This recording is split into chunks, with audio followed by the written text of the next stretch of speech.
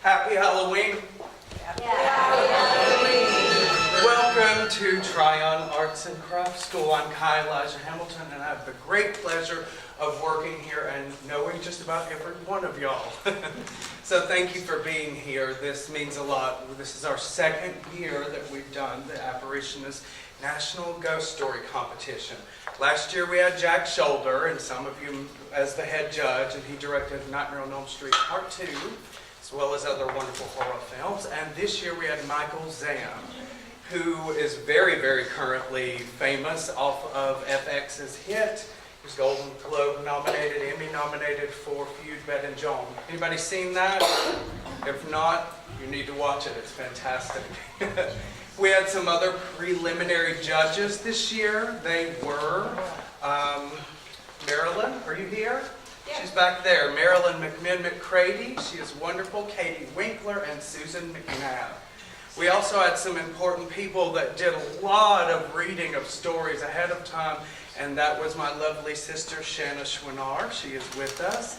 Diana Jackson as well, and the wonderful Will Barcliff, who is the current executive director here. This competition started last year, as I said, with Kathy Jewel Fisher, myself, and Diana Jackson. And it was a wonderful thing that we wanted to incorporate storytelling for y'all, and we, the art form of theater, the art form of writing, because those aren't necessarily tangible, performing arts and writing, they're still arts, so we are embracing that here. So we're very fortunate to, come on in, honey. We're very fortunate to have such a positive reception from this. There was over double the amount of submissions across the United States, and the 3 winners chosen by Michael Zam. It's so cool to see which ones the head judge chooses. So this has truly put Tryon Arts and Crafts School on the map across the United States for a myriad of reasons. So I'm going to pass this little cauldron around.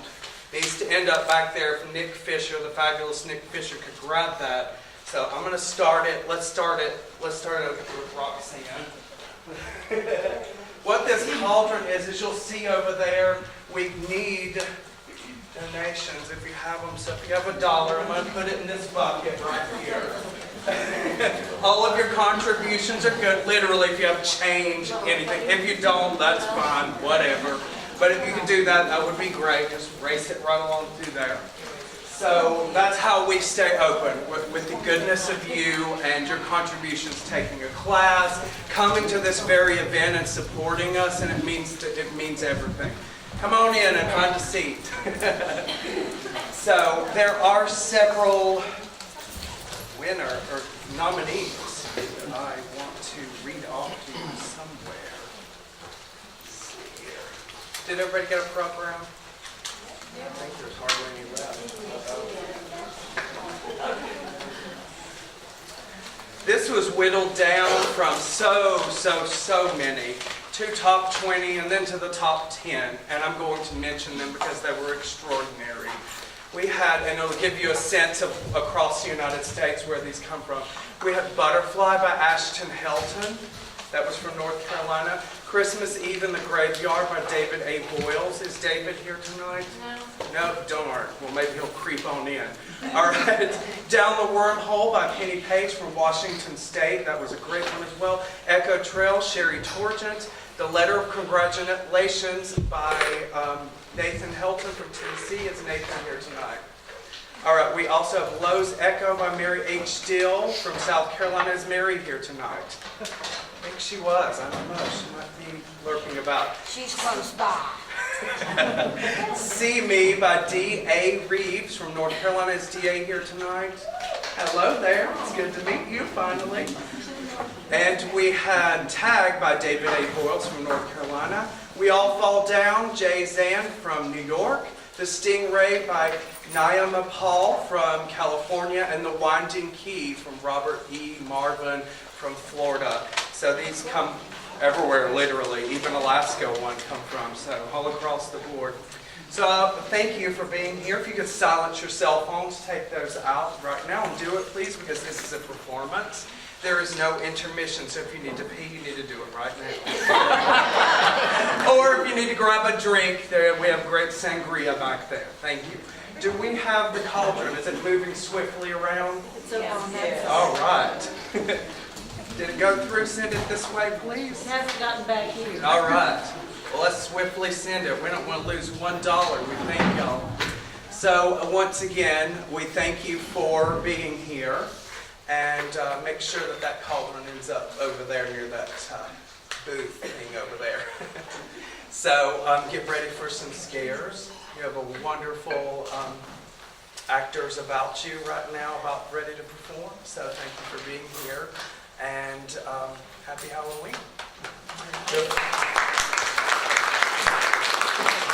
Your program for anybody on all acknowledgments and all that, because I could be here all night for all the people that do things for us. It's fantastic.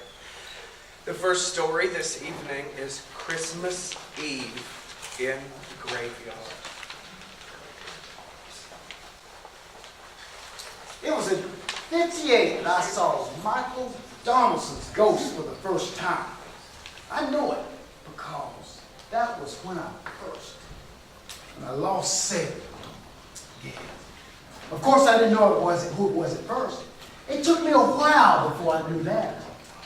It was Christmas Eve, and I was really feeling kind of blue because Sadie had died that year, and it was the first Christmas that I had without her. We never had no kids, and my family had all but died, and it was a especially long time. I remember I was sitting in my rocking chair here, just staring out the window at the graveyard. I've been an official caretaker of the graveyard for years, ever since I retired from the machine shop. The city pays me a little something, to watch, to take care of it. It's easy money, it doesn't require much. And I just locking up the gate at night, opening it up in the morning, and reporting any disturbances to the tombstones of graves, and just keeping an eye on things in general. People always ask me two things. How in the world can you live next to a graveyard?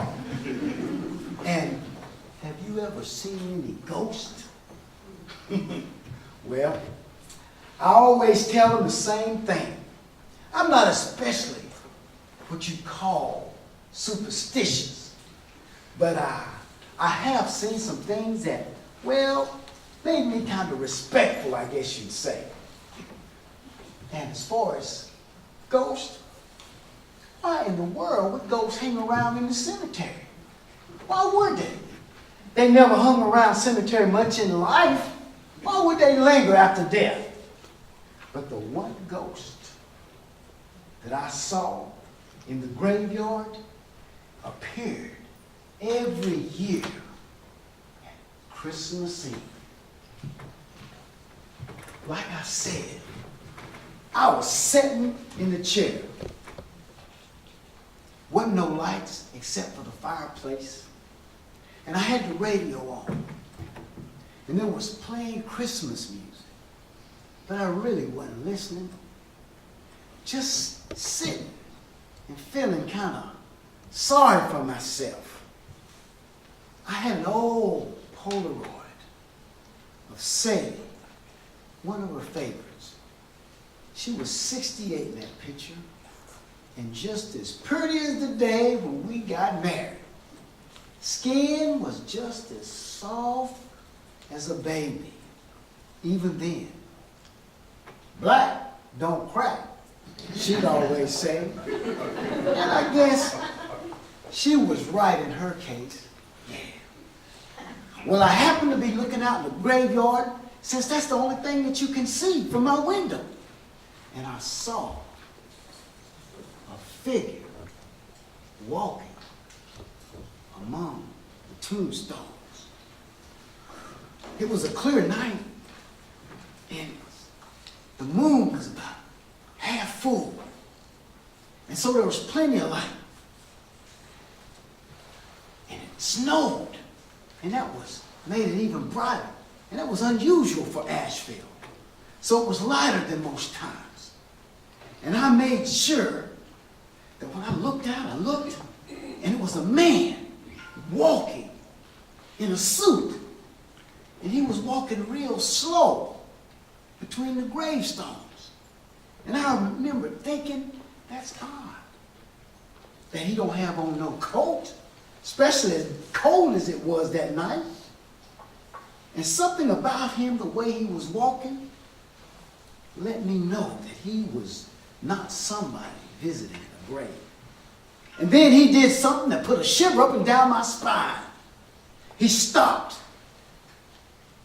and he looked straight at me with those great big dark holes in his eyes, skull face. And I thought, ain't no eyes. And then he suddenly raised up his right arm and he pointed his bony finger right at me.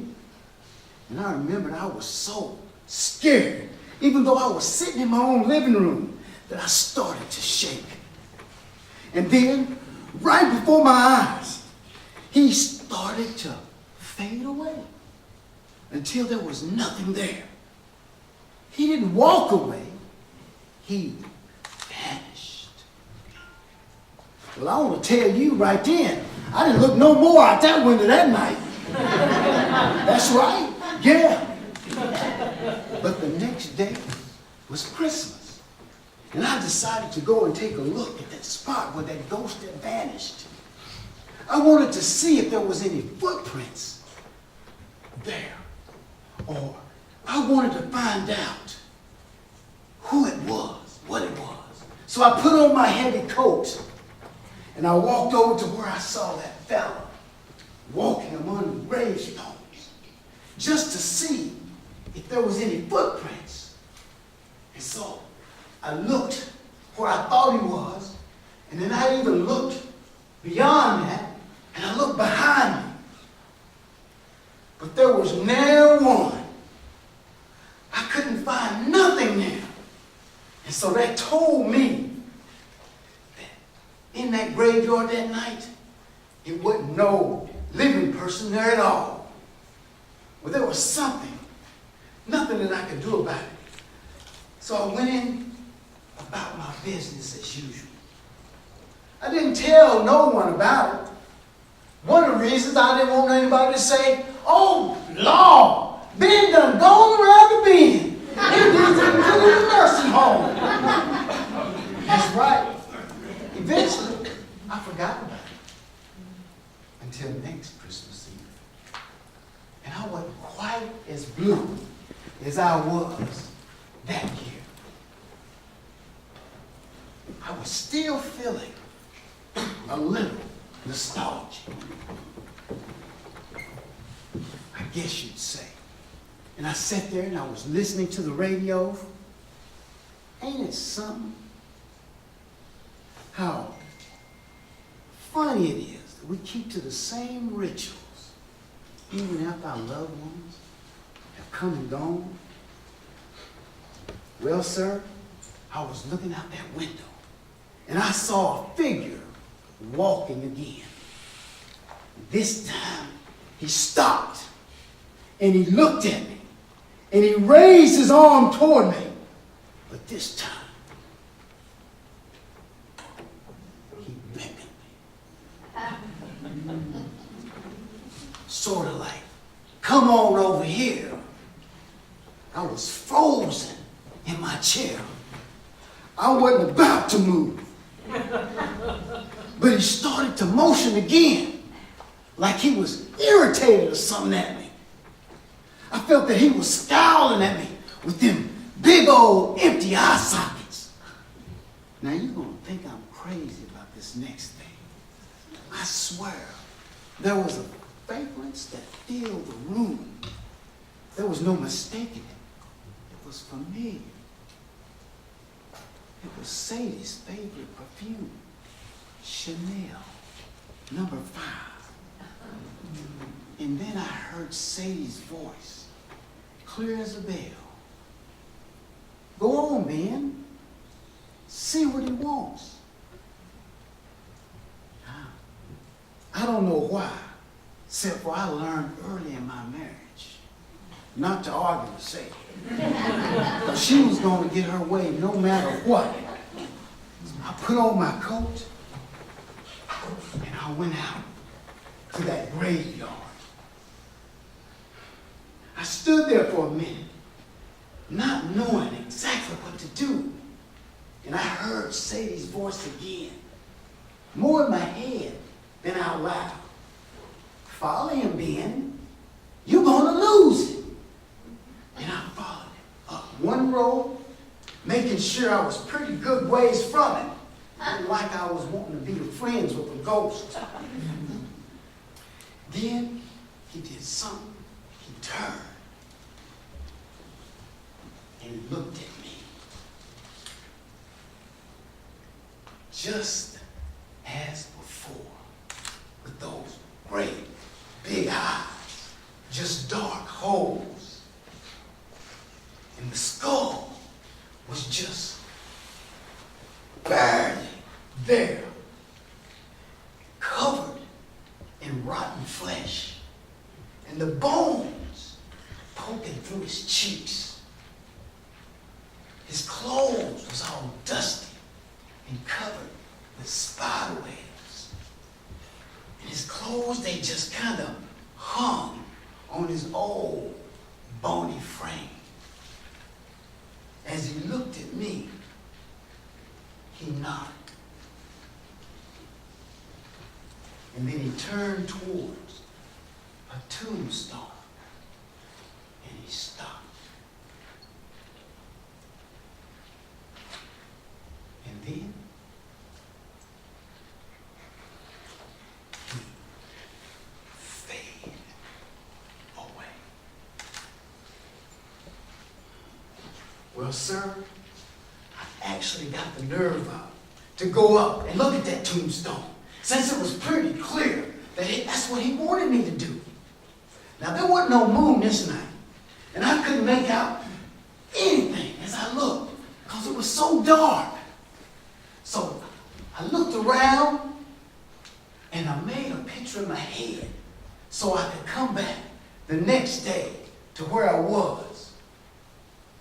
I would find out that next morning. The next morning was Christmas, of course. I went straight to that gravestone to see what it read.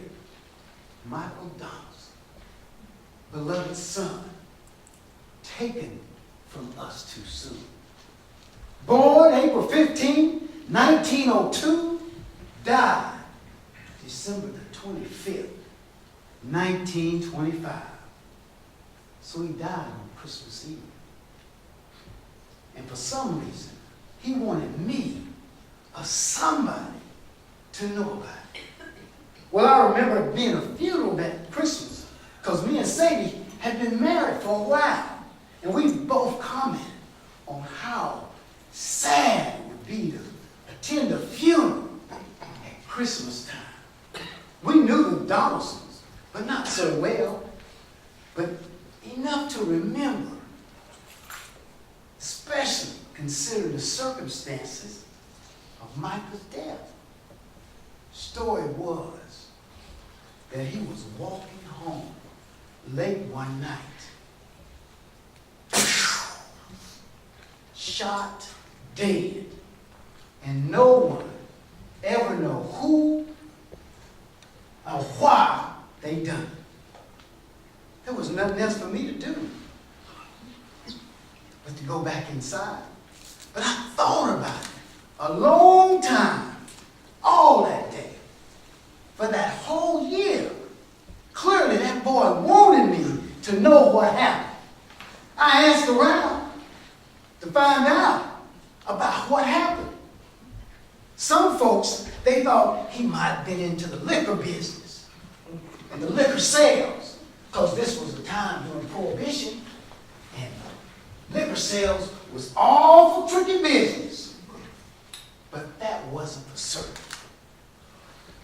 Another year went by, and when Christmas started to get close, I found myself looking forward to it instead of feeling blue.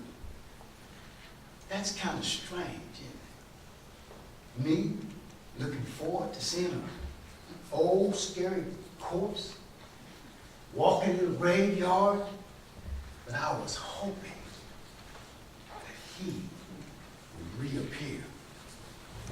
And I wasn't disappointed. Not at all. On Christmas Eve, I pulled my rocking chair up close to the window, clicked, turned on the radio, so everything would be exactly the way it was before.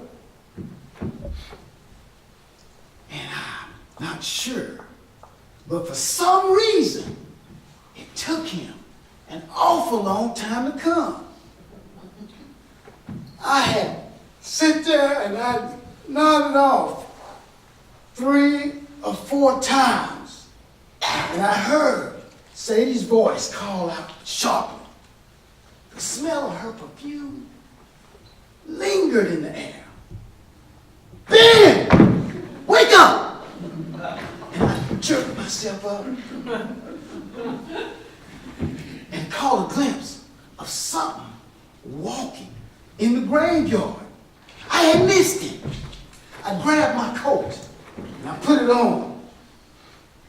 And I went outside, and Micah kept walking past his tombstone and on deeper and deeper into the graveyard. And I almost missed him. And I kept looking. Micah kept walking past his own gravestone. He turned up one road, and then he went down another. This time, the tombstone, he went by his own. But there he stopped next to a stone marker. The moon wasn't quite full, but it was a quarter. In fact, it was 2 markers side by side, like a woman and a wife. You know, sometimes, and a lot of times really, because markers were very expensive. He turned his old skull face toward me, and then he looked down at the marker, fading away out of sight. I had my flashlight, so I pulled it out this time, and I turned it on, and I started to see what those markers were and what they said. I moved over, and one, William Saunders, February the 11th, 1901, died September the 30th, 1941. Beside that marker was another one, and it read, Sarah Morrow Saunders, born May the 2nd, 1904. I knew Sarah Saunders. She was alive and well, and she moved to Greenville after Bill died. Sadie and I knew her from church, although neither of us liked Bill very much. He was often a big drinker, and he got mean when he got drunk. There was more than one occasion that Sarah came to church wearing a veil. And we knew that bruises hidden under that. But I'm ashamed to say, I never said anything much to Bill either. He always kept himself, and we figured it was none of our business. That was wrong, and I know it now. Sarah was still alive. I decided that I would hunt her down and find out and see what I could find out. To make a long story short, her kin told me that she had moved to Greenville and where she was at. And I drove to Greenville to talk to her. I pulled up into my old Plymouth and parked it in a quiet neighborhood and double-checked the address where I had written it down on the back of an envelope. And the house was Little old house, green dark shutters and covered porch. It wasn't much, but it was very well maintained. And the soft pink blossoms bouncing on some breeze above the green trees of a mimosa tree put me in mind of the mimosa tree that was in our yard. And how me and Sarah would sit up and I'd tell her stories of the men I worked with at the shop.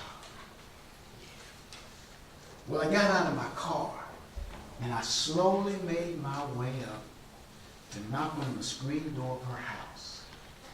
My heart was beating hard. I guess I was nervous about what a sensitive subject that I was about to bring up. Certainly, for no reason. I rapped on the door 3 times. Just a minute!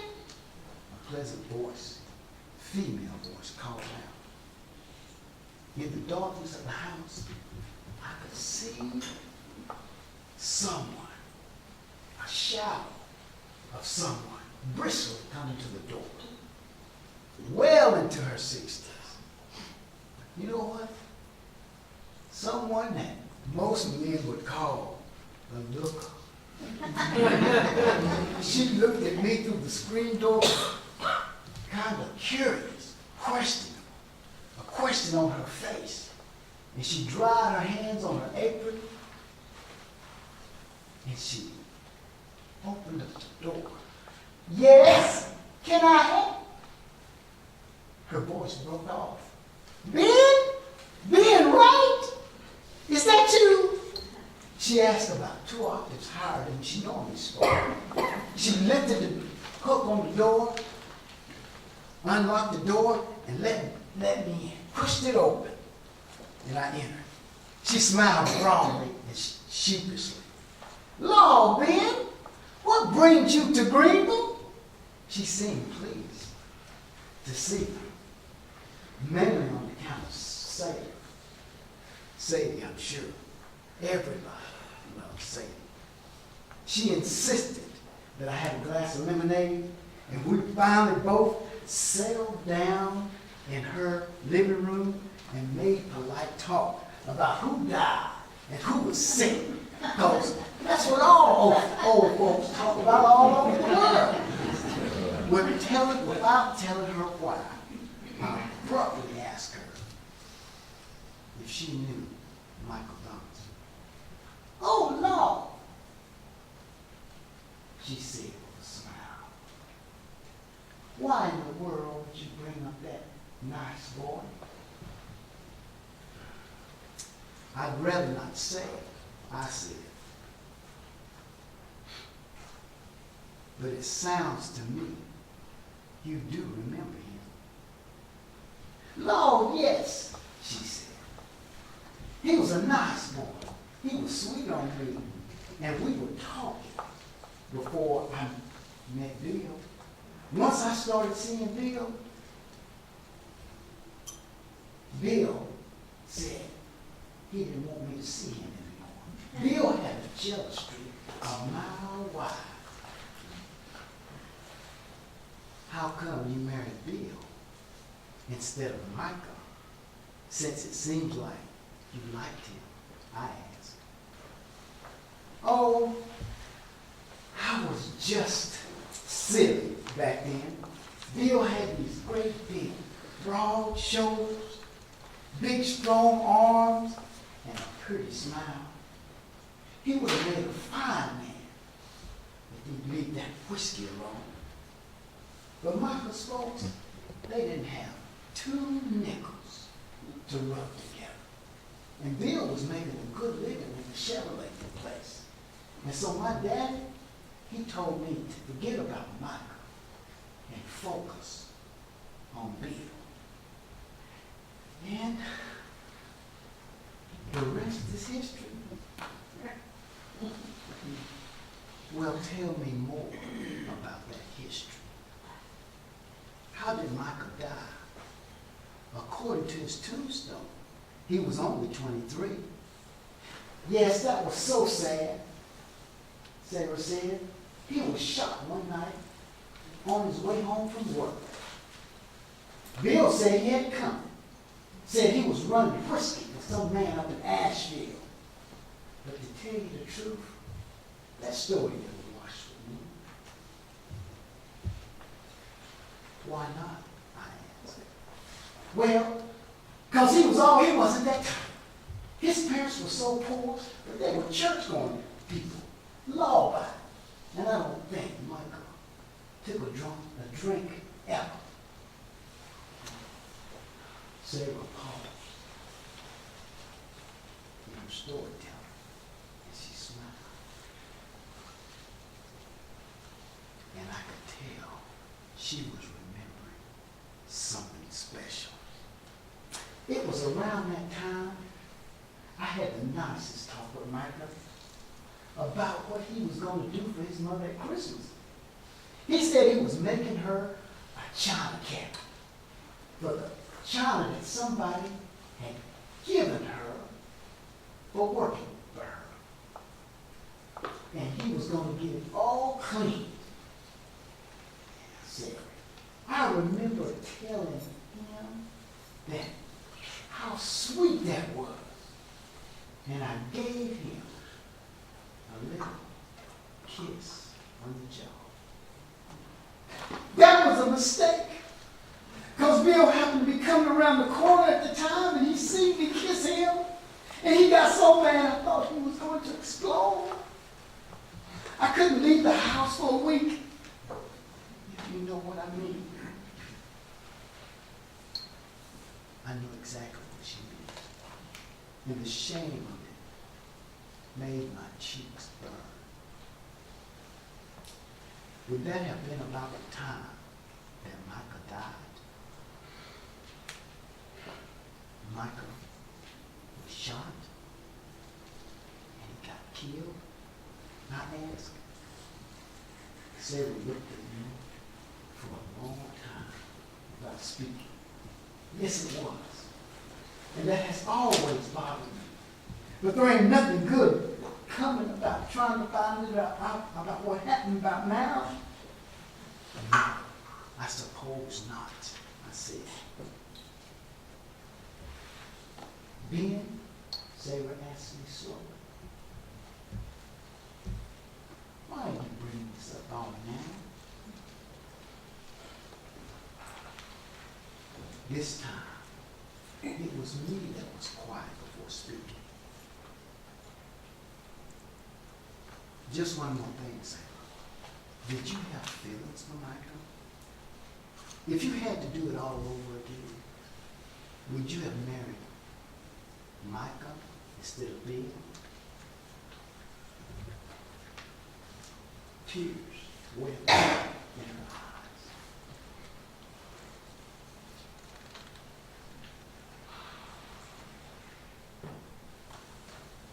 She looked down at her lap and she nodded. If you really want to know, I'll tell you. But I thought it might be too painful. Maybe one of those things a body is better off not knowing. She just shook her head and she smiled. We both stood up and we both hugged. And then I left. The trip to Greenville happened in the summer, and I had to wait all that year to see if I could make things right with Michael.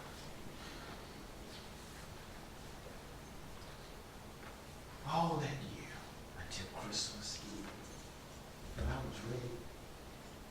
There was a full moon that Christmas night, at Christmas Eve, and the temperature was not too cold. This time, I didn't have to wait by the window long before I saw Michael. He just stood at the row closest to me. And then I approached him, still struggling to get on my coat, to go over, to see him. He turned and he began to walk deeper and deeper into the graveyard. I followed him to the grave where he stopped and he faced me. I can still smell the earth smell coming off of him. But it wasn't a bad smell. It kind of sweet, you know, like earth after you done turned over the first ground in springtime. Micah, I said out loud. I know what happened. And so does Sarah. She just wasn't strong enough to fight Bill or her father. She loved you, Micah. And she would have married you if things had been different. We know that Bill gunned you down. He stole your life, and he stole the woman that you loved. But if it's any consolation, he didn't enjoy his life. Sarah lived her life out of fear. And Bill lived his life out of a bottle until the day he died. Take comfort in that knowledge, Micah, that she loved you. She loved you, Micah. You were her true love. Only the two of you would have known it at the time. At that moment, Micah began to fade away. It seemed like that old skull face began to disappear. But before it did, I glimpsed what Micah looked like when he was 23. I swear, I saw a tear running down his cheek.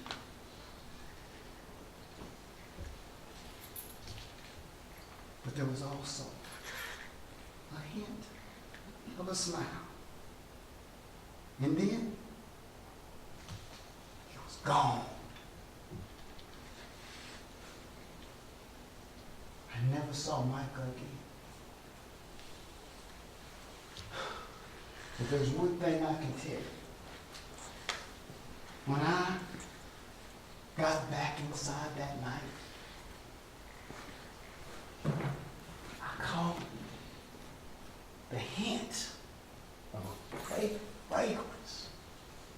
Chanel. Number 5. And then I heard Sadie whisper, "You done good, man."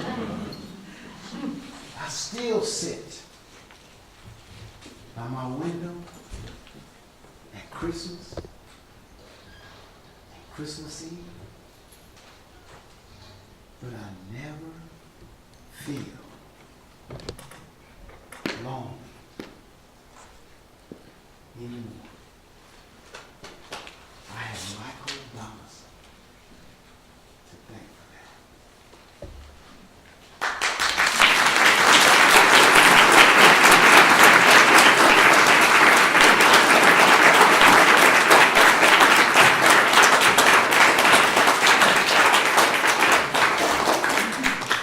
The letter of congratulations.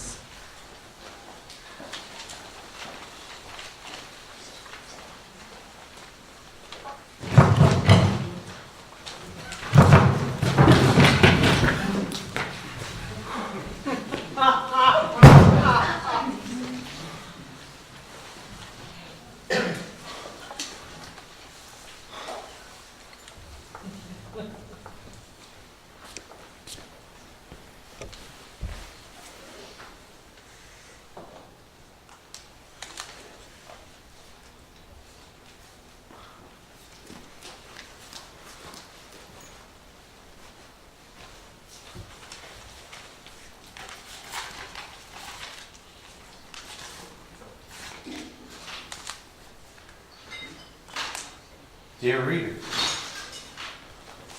please accept my congratulations for your discovery of this very letter confirms that you have deftly explored the bowels of this old mansion and have uncovered the very gold that patriarch of this family sought to keep from his loathsome progeny. I've no doubt you've looked about by now. It's a sight, isn't it? The old man distrusted banks and had no friends of substance save for myself.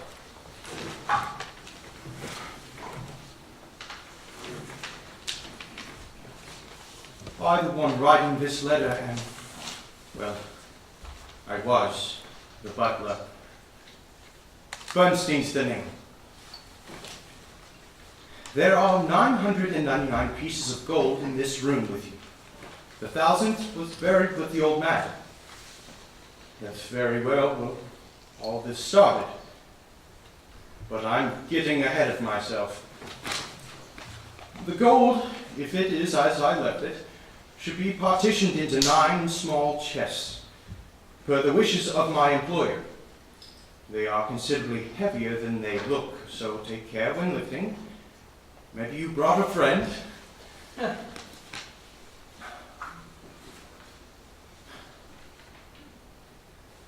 Upon the wall should still be a famous portrait of the old man.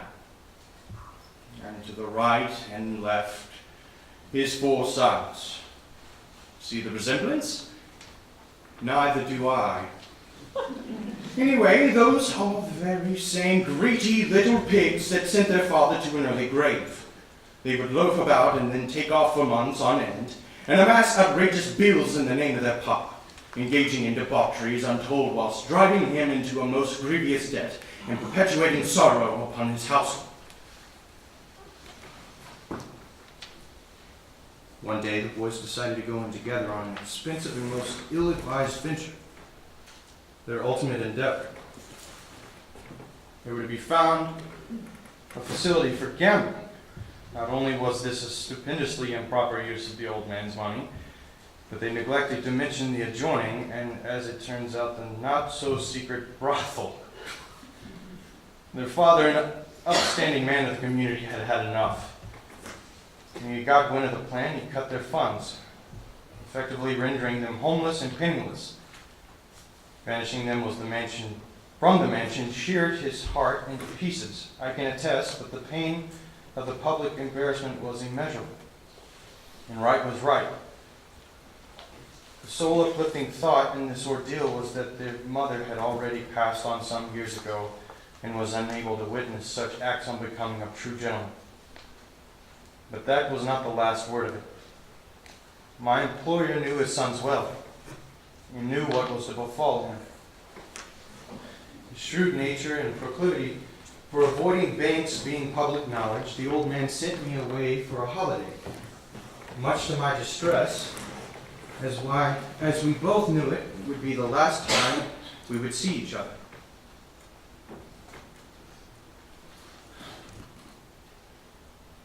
Alas, when I returned, the deed was surely done.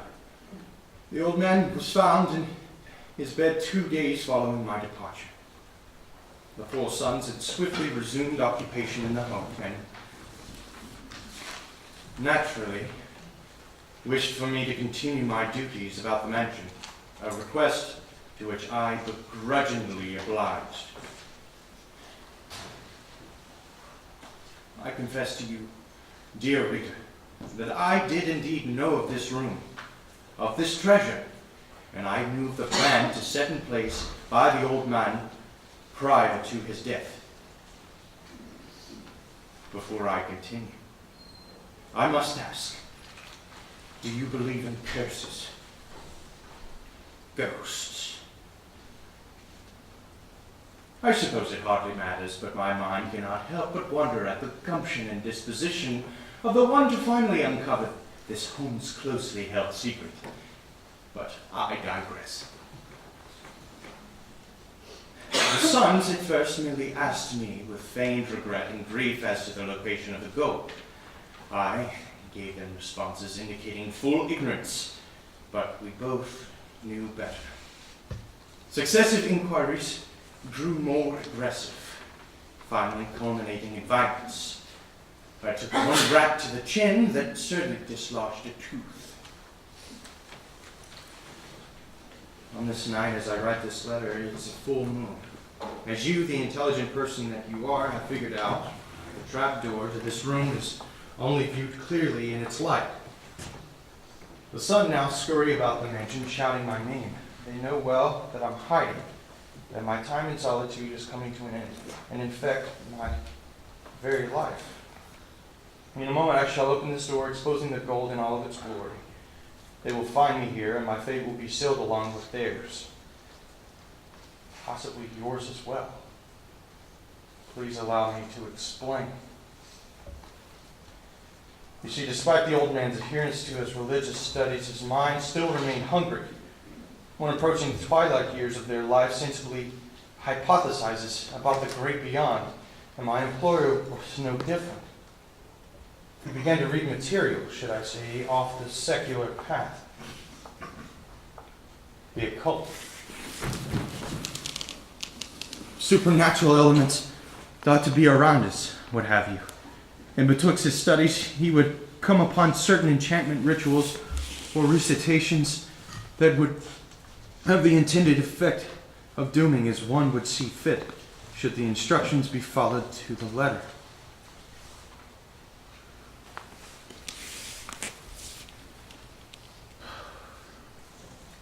Forgive me. I must again diverge from my tale and ensure that you not think poorly of the old man. He was an outstanding Christian.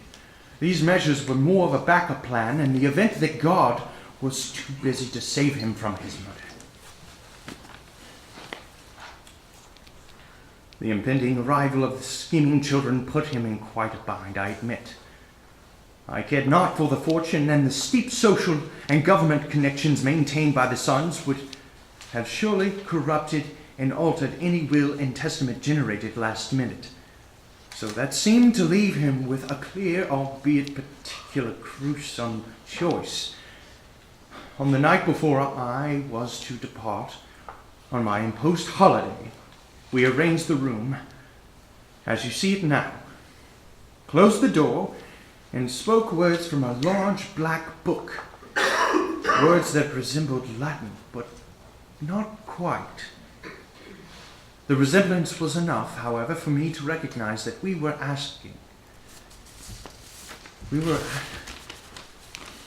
conjuring up darkness from deep within hell to take watch over the gold.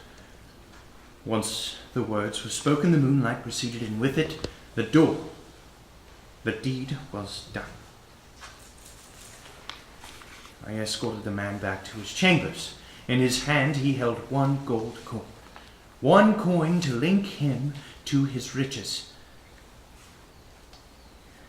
You see, he would be buried with it. And so, once I open this door in the presence of those snakes that call themselves his son, I will awaken the spirit of the Father who will descend upon them. And anyone unlucky enough to observe the gold in turn enslaving their souls, damning them to assist in keeping safe this room for all time. Yes, that will include me as well. But don't fret. I've to spend eternity doing something, I suppose. Feel no sorrow for me, for I am no longer the one standing in the room amongst the cursed treasure, but you are.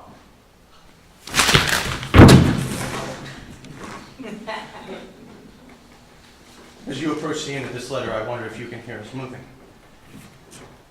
See us out of the corner of your eye? We're within the painting, smiling, waiting for you to look up and acknowledge that, like us, we're not leaving this place. I may very well be floating above your head right now, waiting for the opportune moment to take you. I do sincerely apologize for what's about to happen. Your greed brought you here, and here will keep you. The final word before we begin. We're not opposed to giving someone a spring chance.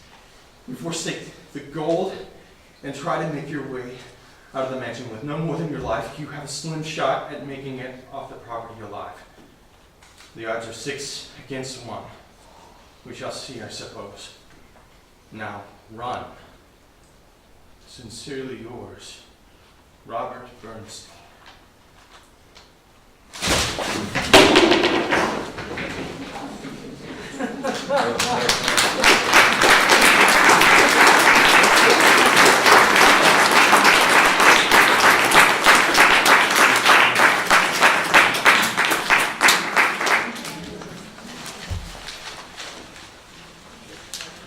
Lowe's echo.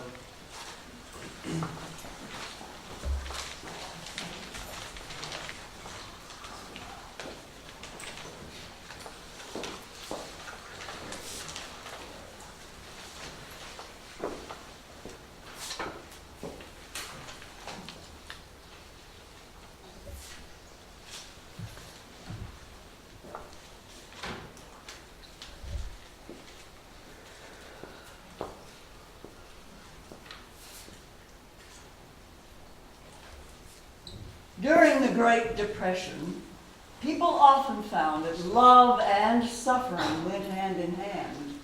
The only ones to truly survive were those with pastoral skills. Fortunately, most people in the rural South possessed such skills. And even so, the most capable found it difficult to collect enough food and goods to keep body and soul together. They lived off the land with very little, if anything at all, left over. Hands blistered, bones ached, bodies bent from relentless hard work. And at the end of the day, confidence in God and their families was often the only thing they had left.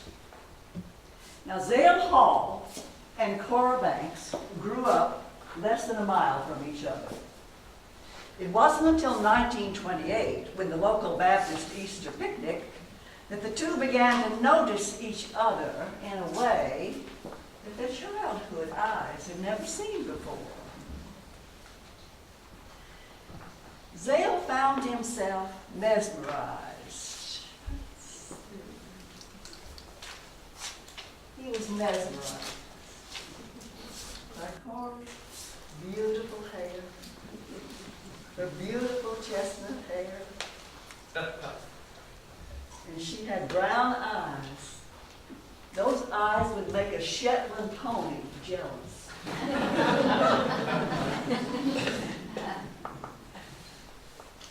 Her waist was very tiny. And Zale fantasized how good it would feel to put his hand in her back, the small of her back, while they were in a dance. Cora smiled rarely off her face, and she was always proudly wearing her heart on her sleeve. And to Zale, she was perfection in a gauzy dress.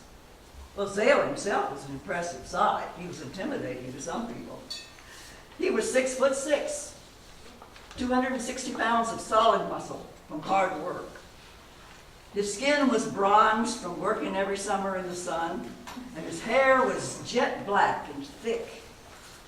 He rarely spoke, and he rarely smiled. And even though he was brusque, Cora saw the soft underbelly of him. Only a gentle and honorable woman could see that. As far as she was concerned, Zale was the personification of the word man. And on that warm spring day, Zale and Cora began a romance in a way a romance should begin. And less than 1 year later, on their wedding day, Zale found out how good it felt. The small of Cora's back. And they danced, and they danced, and they talked of their future. They also talked of children. Zale told Cora that he wanted their children to call him Papa. Now, for generations, Southerners have relished their great fondness for hyperbole, exaggeration.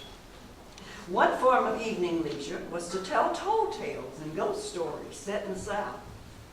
Often at night, families would gather around the orange dancing flames of the fire and hear their elders spin their own versions of the unexplained and the unknown.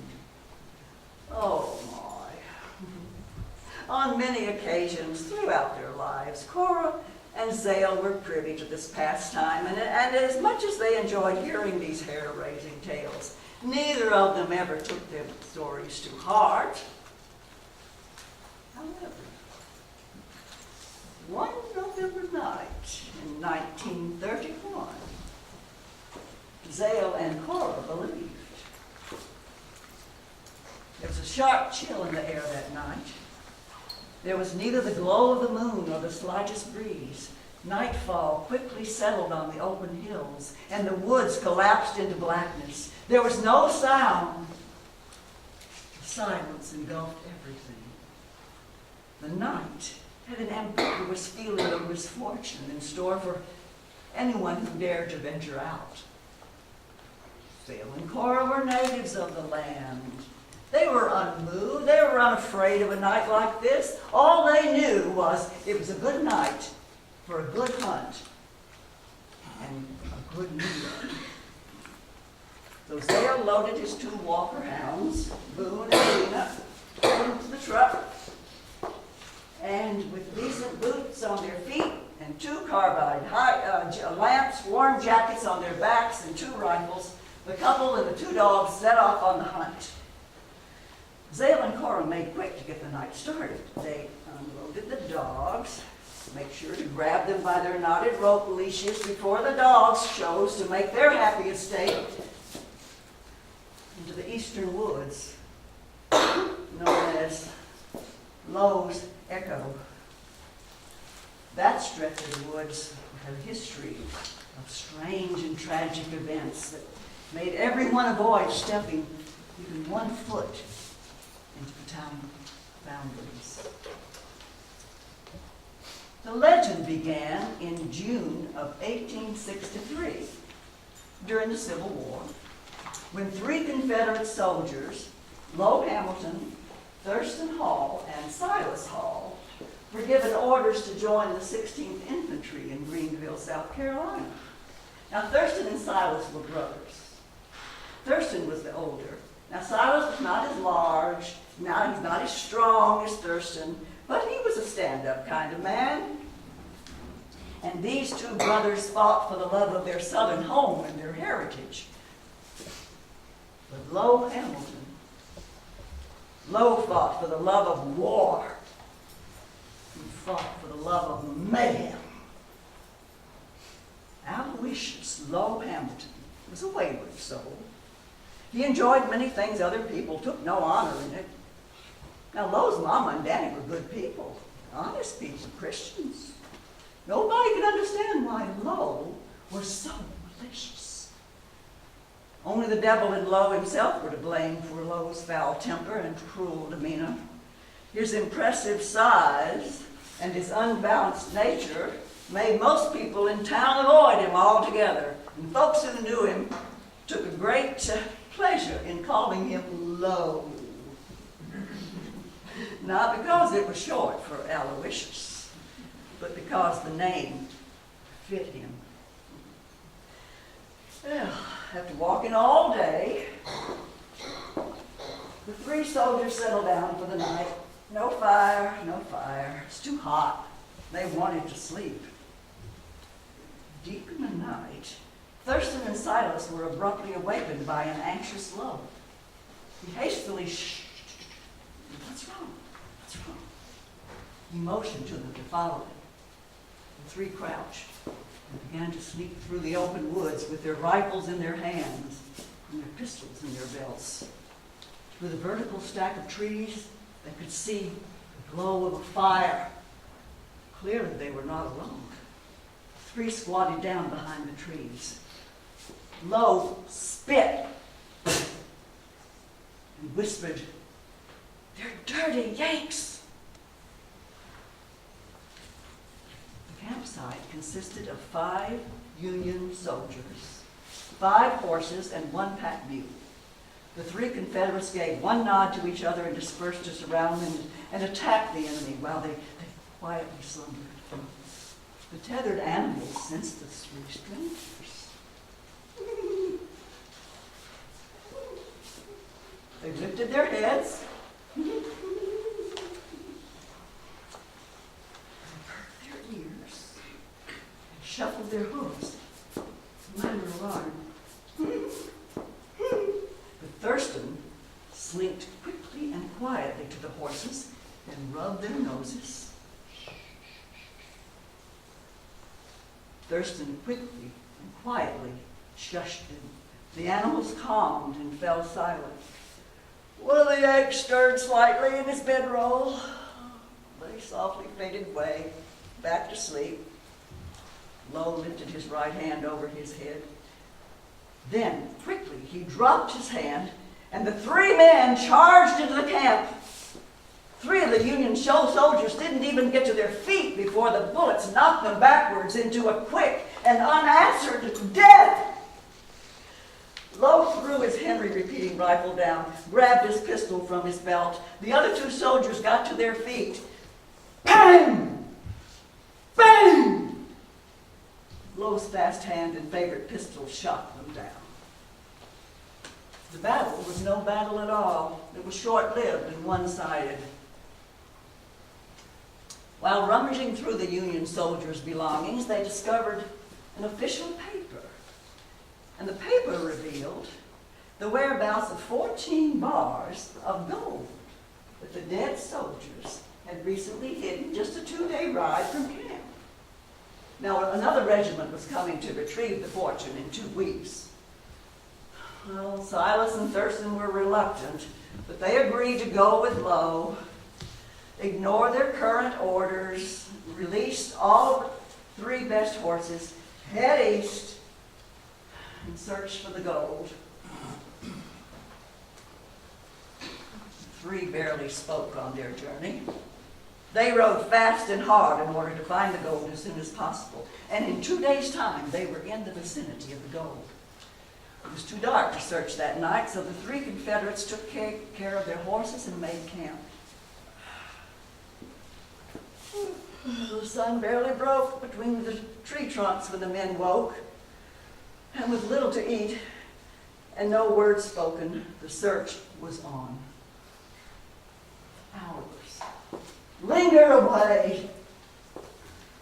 Many times they re-examined the map to be certain of the whereabouts of the gold. The circle on the map was only 40 or 50 feet in diameter, no more. The men were perplexed. They found nothing. And Lowe's anger grew, and he began to take out his frustration on Silas and Thurston. Well, night fell once again. Thurston and Silas sat quietly. They were affronted by Lowe's words. He blamed the brothers for their fruitless day. He made one nasty comment after another to and about the brothers. Hungry and exhausted, Silas and Thurston settled down in their bedrolls. Lowe could have cared less about rest. He continued his malicious remarks about his stupid, useless companions. Eventually, Thurston reached his breaking point. He stretched out on the ground with his hat over his face, and he said, "Lowe, I bet if I broke your jaw, you'd shut up." Silas was startled by that. Lowe slowly wrenched his head toward Thurston. "What did you say to me, boy?" "Oh, they ain't no boy here, Lowe. Just a man sick of your meanness and your belly aching. Now you either shut up and go to sleep, or I'll shut you up and I'll go to sleep." Silas sat in misbelief. No one ever took such a tone with Lowe. Lowe stood up, grabbed his rifle, and walked neither quickly nor slowly toward Thurston. Thurston rose, looked Lowe right in the eye. Lowe stood just inches away from Thurston's face, and in a hushed but angry tone he said, "Say that again, boy." Thurston never once in his life shied away from his convictions. He knew that Lowe had to be put in his place, or he and Silas would later pay a heavy price. So, Thurston locked eyes with Lowe and said, "Shut up, or I will shut you up." Lowe wrenched his chin and said, "For this night is over. I will kill you." And he looked over at Silas and said, "And him too, if you don't get up and find my gold." Thurston knew what he had to do. He lunged at Lowe, sacked him with all the force he could muster. Lowe hit the ground, taking Thurston down with him. The two men exchanged blows as they rolled on the ground. Now, Thurston was a man who could hold his own, but he was no match for Lowe. After only a minute, Thurston was beat and unable to fight anymore. Silas sat stunned. Then Lowe turned his anger towards Silas.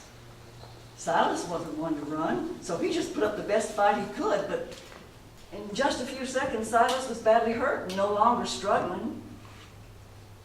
Lowe said, "All right then.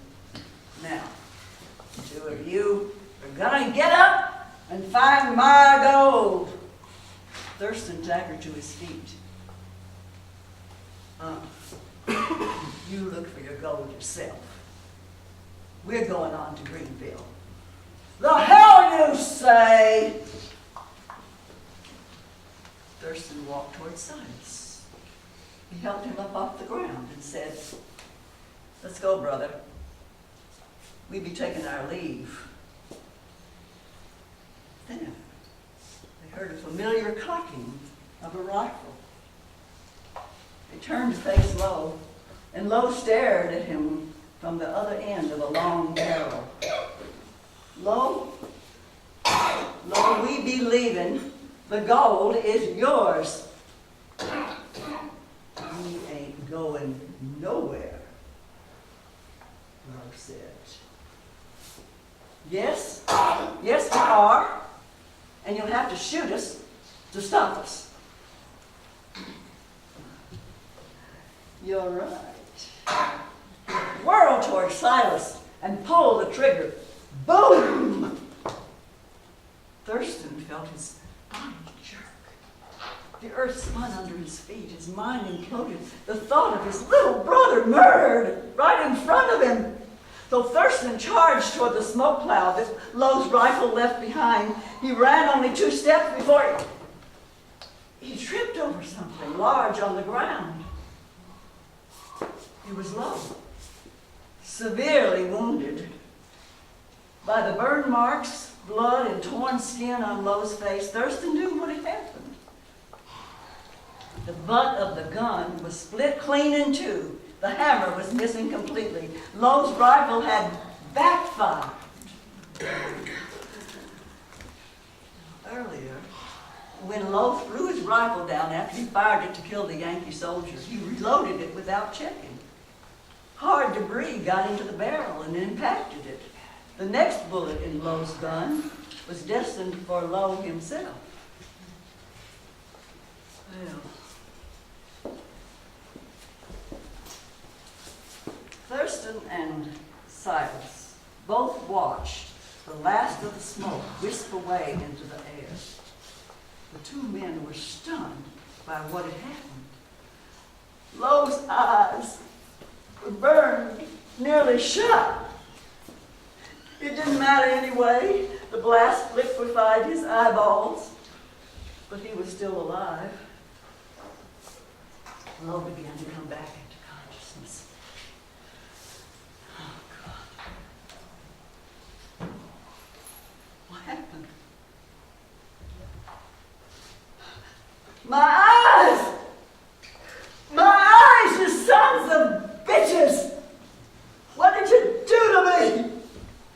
tried to get to his feet, but he was too wounded to stand. I'll kill you! Silas, with one eye already swollen shut, several teeth knocked out, and a broken wrist, reached out to Thurston for help. Thurston pulled Silas to his feet and steadied him. The shouts and threats continued from Lowe as he tried to make his way toward his two fleeting comrades. Thurston saddled the horses without saying a word, and the brothers mounted. They gave one last look at Lowe, still trying to catch them. Thurston quietly spoke to Silas. "Let's go, brother." The two men reined in their horses toward the southwest and headed for Greenville. Lowe tried to follow him, but he didn't get very far. Silas and Thurston disappeared into the night as Lowe screamed echoes further and further through the darkness. "You hear me? You hear me? I know you hear me.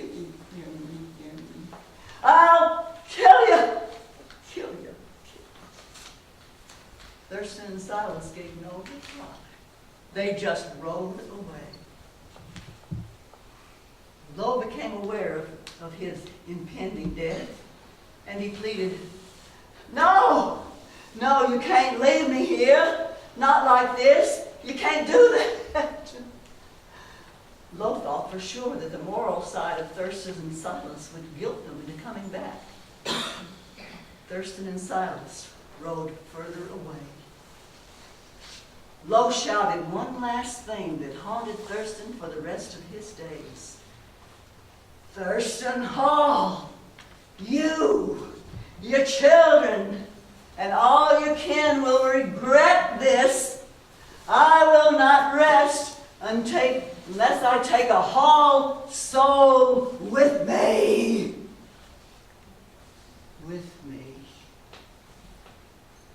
Lowe was left to die. Who knew how slowly and painfully? But Thurston and Silas knew for sure that Dill's death was imminent. Lowe's death was cruel, and it was exactly what Lowe deserved.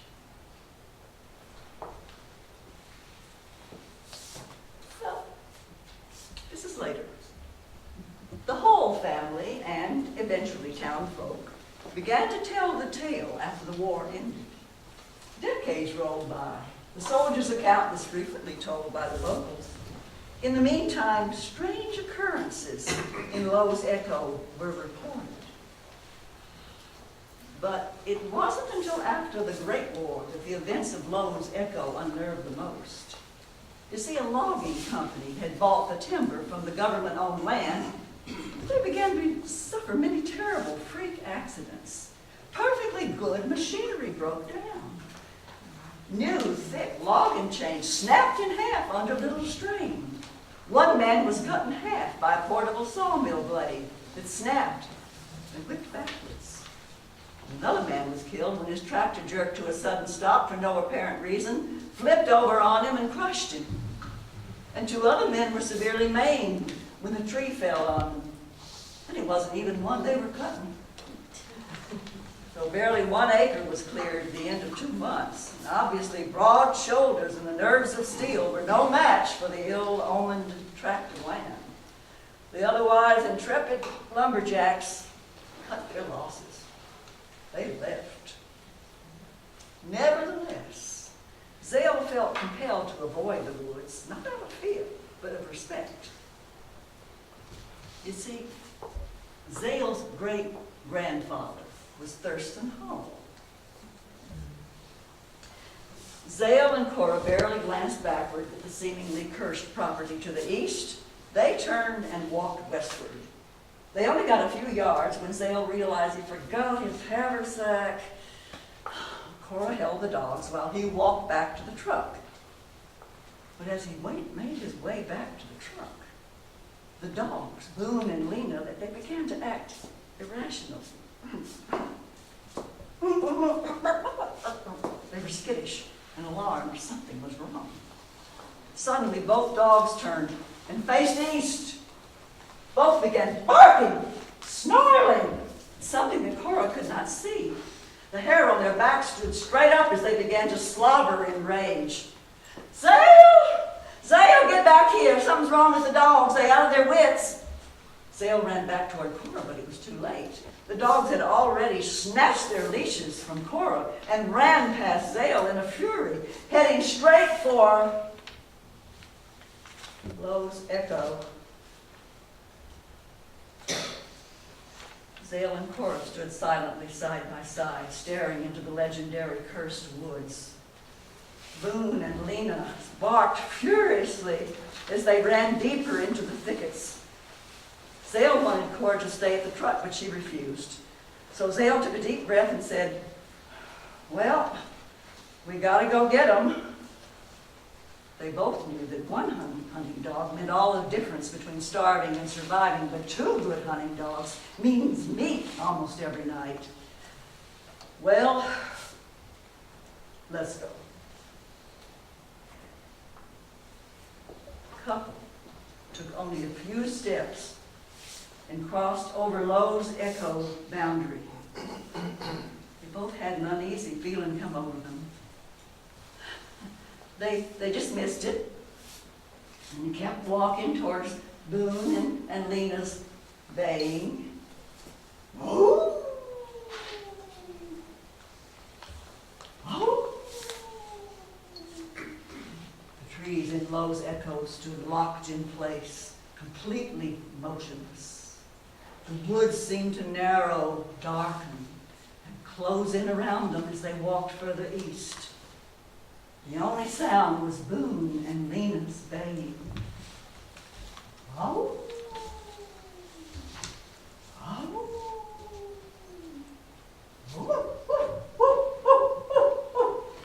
The dogs finally began to tree. Suddenly, Zale told Cora to stop. He glared with his rifle. He was puzzled. The slide boat was jammed open. How did that happen? It's a mystery. The gun was fine when they left the house. Oh, I need to go back to the truck and get the other rifle. I don't want to leave you out here by yourself. Oh, you go on back to the truck, Zale. I'll just go get the dogs and wait for you. Oh, no. Yes, Zale, we can't afford to miss out on this here coon. And we sure can't afford to lose those dogs. Now go on. I'll hang on to them till you get there. I'll tie them up if I have to. Now go on. Zale looked to the right, the direction of the dogs. He was clearly apprehensive. Are you sure? Yes, go on. Nothing's happening. I'll be fine. Go. I won't be a minute. Zale turned and made haste to get back to the truck with a spare rifle. When Cora called up with the dogs, they were sitting and barking by a hollow tree. Cora leashed the dogs and turned to see if she could catch a glimpse of Zale's light, but there was nothing at all. Just then, she heard Zale call out her name behind her from the east. She spun around and shouted, "Hey, honey, how'd you get past me?" Zale called out to her again. This time, it was from the west. Her heart bounded inside her chest and she whirled back to face the voice. "Zale, what you doing?" Once again from behind her in the east. Cora.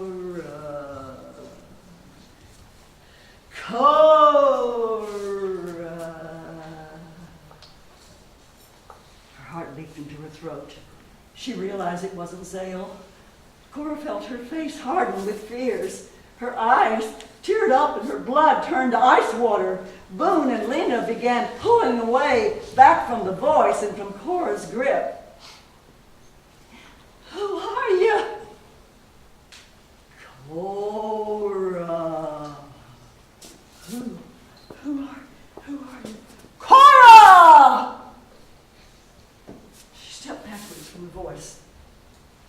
began to sob.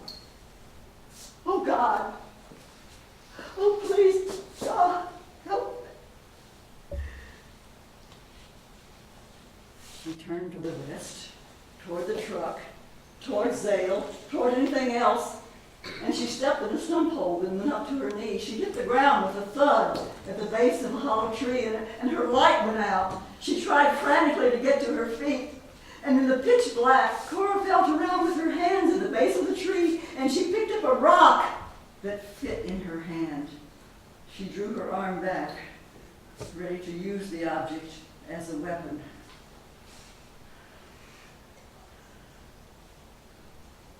Cora. The voice was now closer than ever, maybe 30 feet away. Cora. Now 20 feet away. Cora. Now 10 feet away.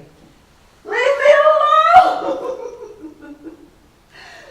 Cora tried to focus her eyes, and she tried to steel herself from whatever it was that was coming toward her.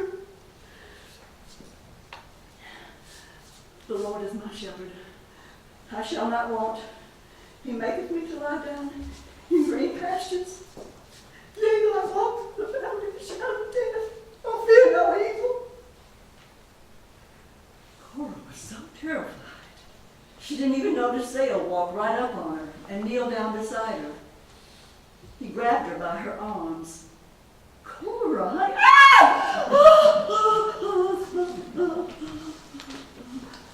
Cora froze for a moment, staring at Zale, and realized that it was him. Zale! Oh, Zale! There's something in the bushes! What, honey? He knows my name! He was calling for me! Zale was baffled. On his way back from the truck, he only heard Cora screaming, nothing else. Zale stepped over to the bushes. There wasn't anything there. So Zale walked over to Cora, pulled her up, back to her feet. There was something wrong with this night. There was something wrong with this place. He needed to forget the hunt and just get his wife back home. It's all right, honey. I'm here. Nothing's going to hurt you. I won't let it. Cora sighed and she dropped the rock. Zale's lantern caught a glimpse of the heavy object. It gleamed. It shone. They both saw it now, but they could barely believe their eyes. Zale reached down and picked up a piece of the gold, size of a bar of soap. Cora hastily lit her light and turned it toward the hollow tree. Oh, mercy, Cora said. At the base of the hollow tree, among a pile of leaves, were 13 more rough-sided gold bars sticking out of an old, thick burlap sack. No. Almost 70 years earlier, Lowe stuck his arm in that very same hollow tree. But since he couldn't feel anything, and he was rather tall, he assumed the soldiers didn't put the gold there. And neither Thurston nor Silas questioned it. Over the years, the tree had hollowed its way to the ground. And eventually, it split open, exposing the secret and its curse. Zale's hand shook slightly as he reached in and took the bars one by one, loading them into his haversack, and then just from the same small line of bushes, "It's mine."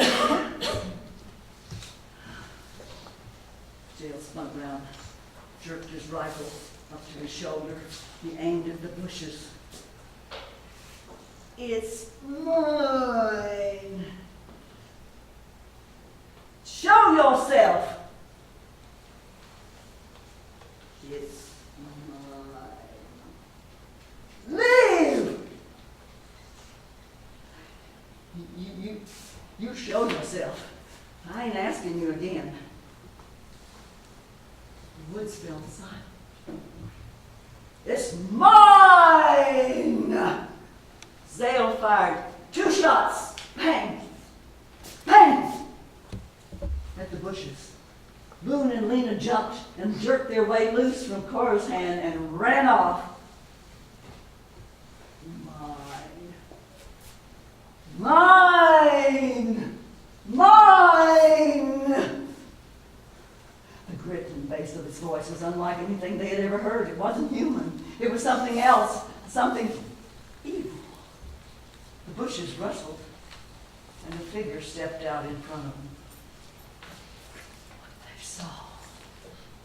There stood a large, burned, bloody, and ethereal Confederate soldier, with his eyes melted out of their sockets.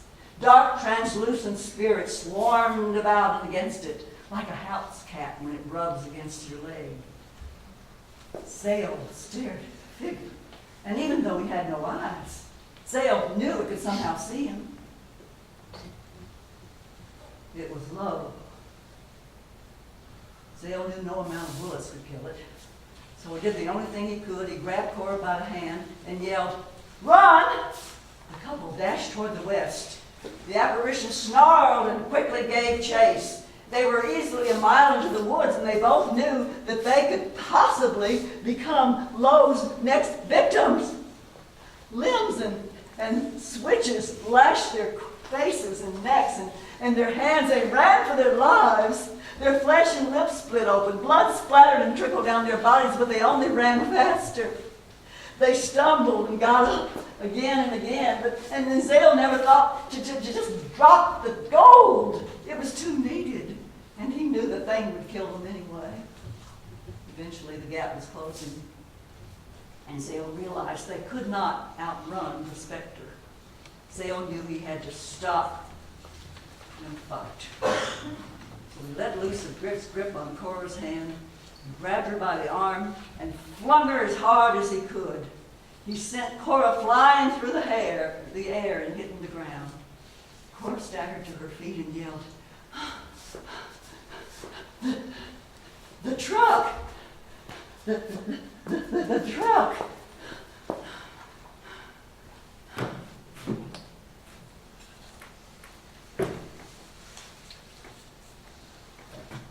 Just ahead, with Boone and Lena cowering on the bed. Only a few more yards and they would be safe, but it wasn't close enough. "Run!" Zale shouted at Cora. "Just run!" And Cora did, leaving Zale behind. Zale turned to face the evil spirit and was quickly snatched right off his feet. Cora heard Zale blurt out pain.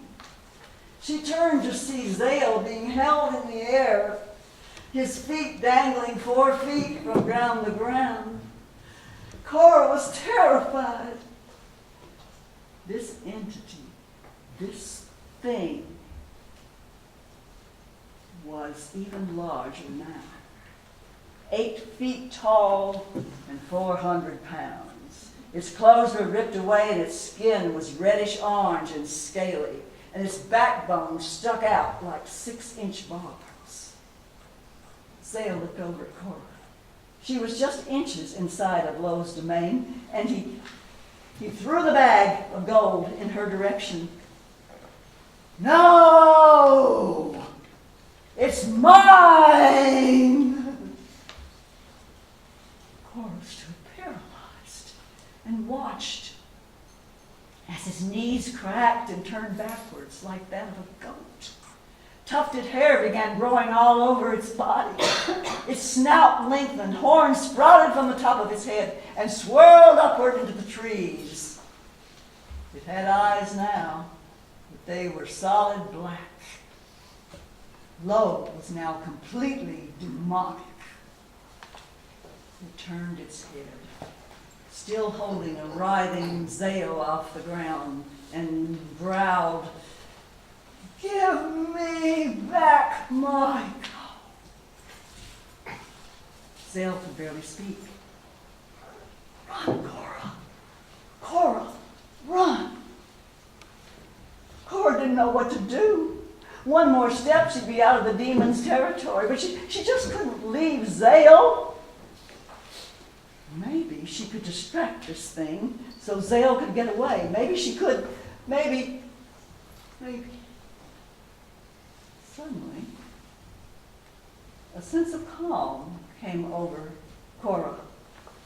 She closed her eyes. In her mind, she went back to her wedding day and her first marital dance. She remembered how Zale adoringly gazed at her and how he held her, how good his hand felt on the small of her back, and how he wanted their children to call him Papa. She opened her eyes, she bit her bottom lip, and she made ready to charge.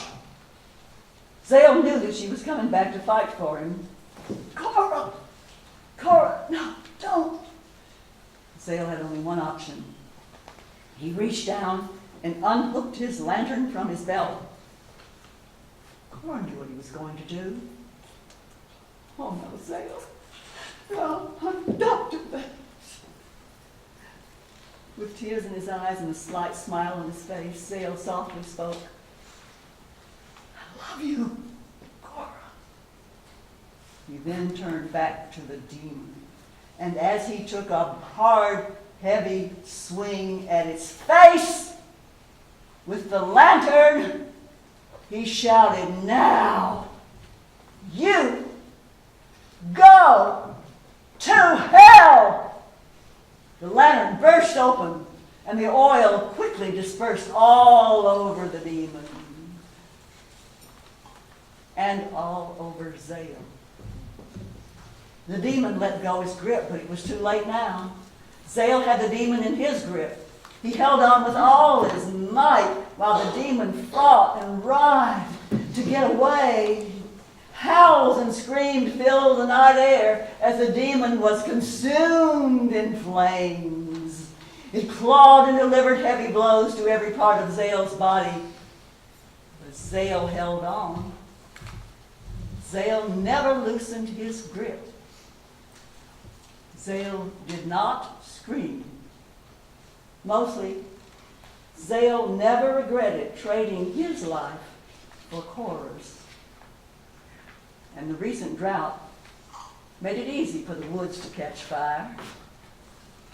Within minutes, Lowe's echo was burning to the ground, and by Lowe's own words, he had condemned himself. He said he would not rest until he took a Hall's soul with him. Therefore, it wasn't the fire that destroyed the demon. It was Lowe's own curse and Zale's sacrifice in the name of love. Well, after that night, nothing very strange ever happened in Lowe's echo again.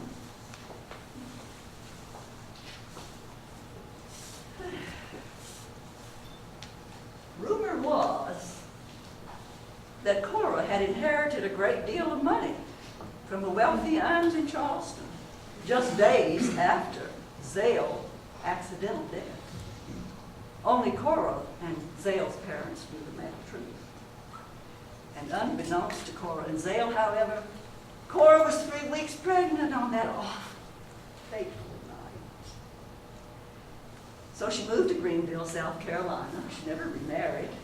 And on July the 4th, 1932, Cora gave birth to her daughter and named her Frances. Cora told wonderful stories of her beloved to Frances. Frances was told of her father's love, his character, his incredible strength, just as he wanted. Cora made sure that Frances called her father Papa. Now, it's the summer of 1962, and Cora went to visit Frances and some of the other family one Saturday. The western woods across the road from Lowe's Echo had become a family estate over time, but Cora still remained unnerved by the property's location and the memory of that terrible night. Cora was in the kitchen making supper when Frances walked in and asked, Mama, have you seen Cole? Cole was Frances's son, Cora's 5-year-old grandson. Well, no, I didn't. Did you check out back? No, he's not there. Cora and Frances began looking inside the house, and they looked outdoors. Other family members joined in. They called, and they searched everywhere for the boy. And after no sign whatsoever of Cole, Frances and Cora frantically called the police. And the other family members continued their search. Just then, Cole walked in the front door, with his straw hat full of fresh, wild blackberries. Oh, Cole, where were you? Oh, well, I was across the road picking berries. I got real lost. I was crying, but the man picked me up and told me not to cry. He brought me back. He lives there. Cole, I told you not. What man? The big man in the picture, the one on your dresser. He's standing beside Grandma Cora, and she's wearing a white dress. Well,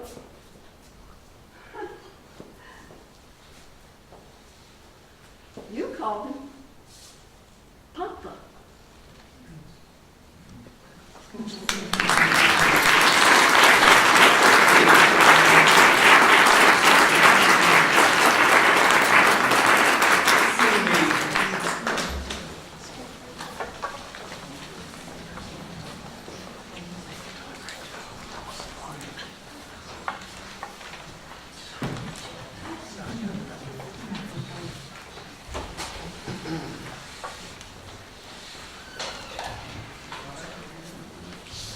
The gravel road was deeply rutted. The curves going up the mountain pushed the car hard and mean. I felt the car's heat around my feet.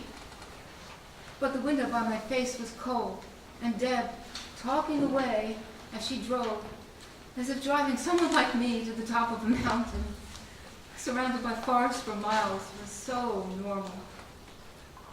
I closed my eyes and imagined the dark, so black up here. No neighbors, no lights, only headlights, trees, stars.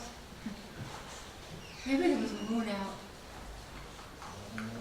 We took a slow, sharp curve and came to a stop. Do you want me to see you to the door? The lights aren't on. I smiled toward Deb. At least my face smiled. It's okay.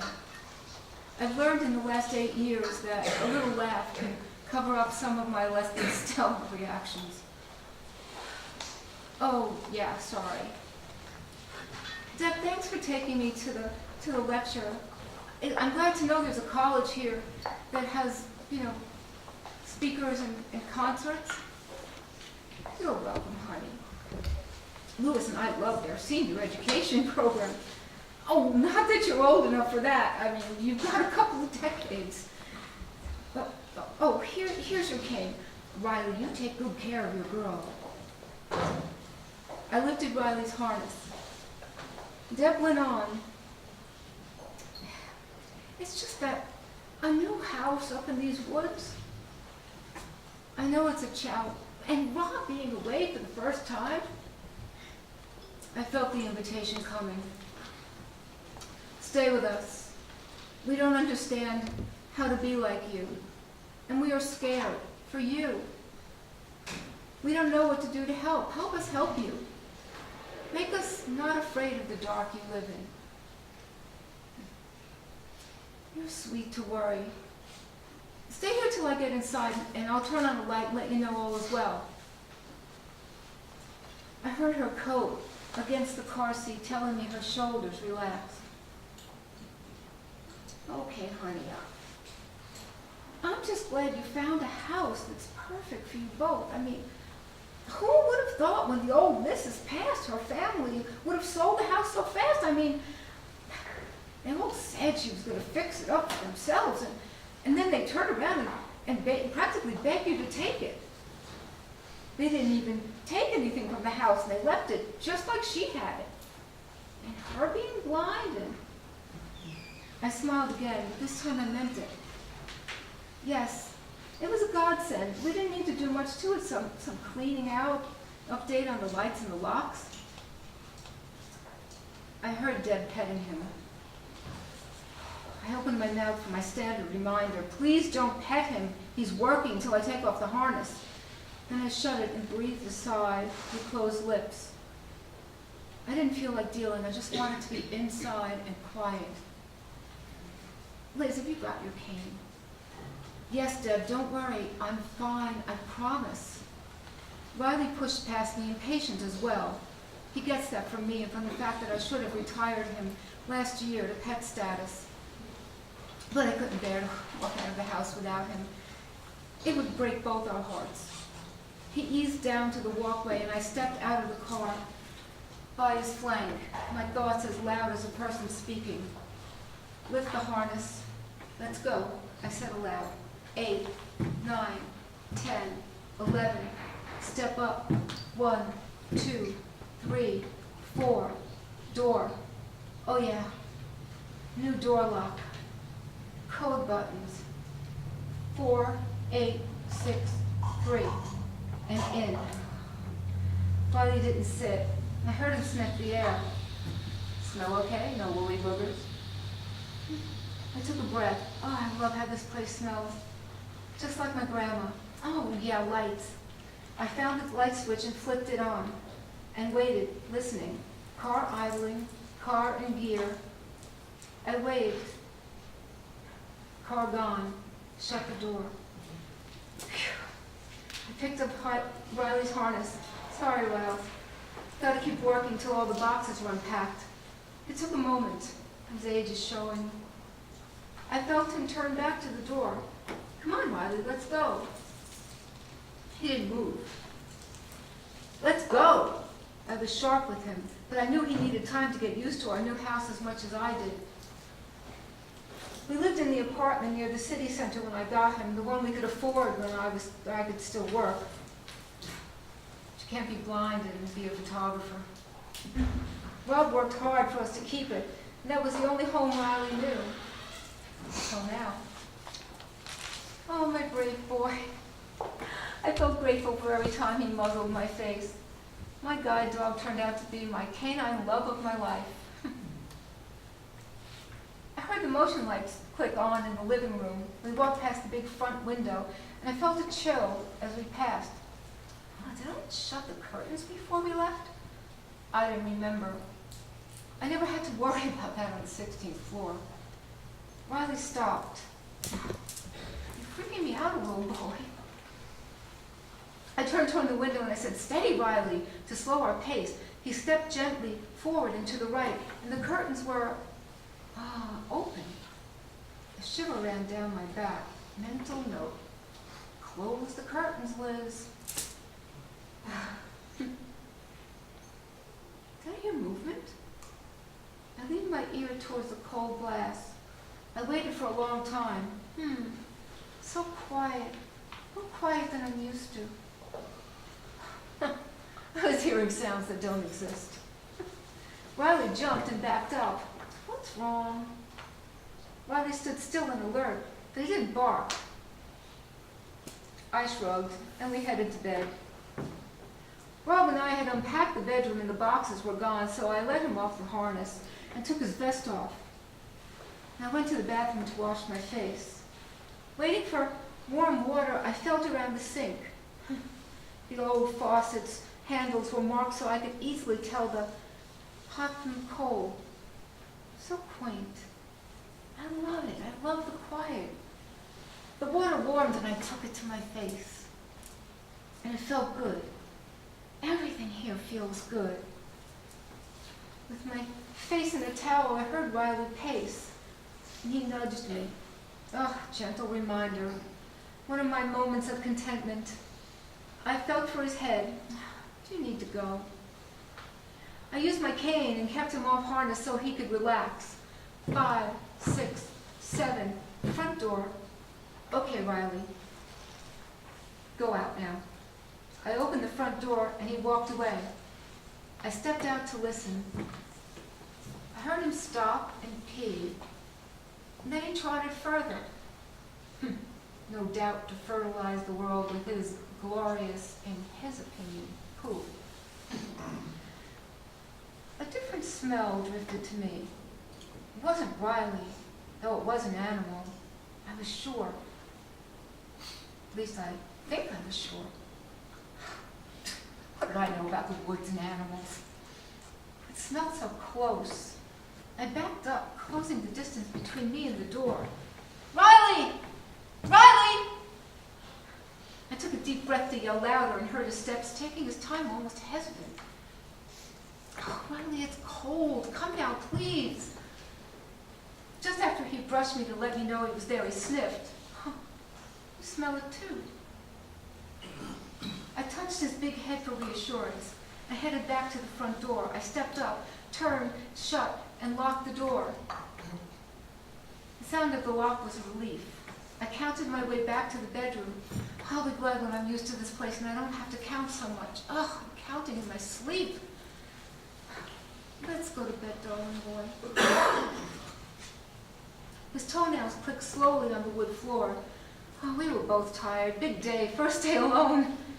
I trailed my fingers along the walls as I worked my way around the bedroom, my nighttime ritual.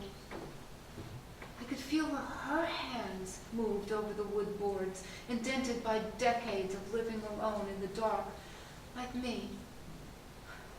I felt at home. Oh, I willed the phone to ring. I wanted Rob's voice. I knew he was probably boarding the flight about then, but I still wanted to hear his voice in my ear before I went to sleep.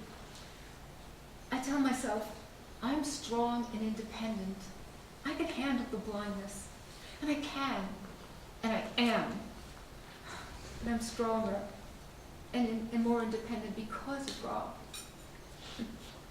Rob spent the last week of evenings sitting in front of the fire with a glass of Macallan 12, neat.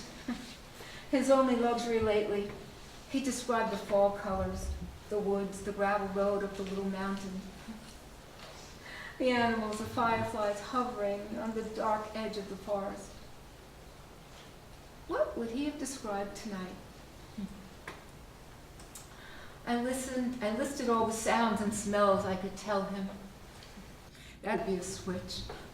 I'd tell him I smelled Bigfoot when I took Riley out for the night. Oh! We'd both laugh, and he'd clink his glass to my cup of tea. He'd be home in the morning.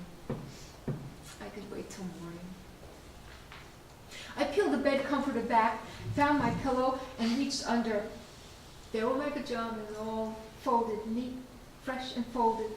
Oh, thanks, honey, I said out loud. I felt something else. And I lifted it to my nose. Chocolate. Oh, you are such a sweetheart. Aloud again.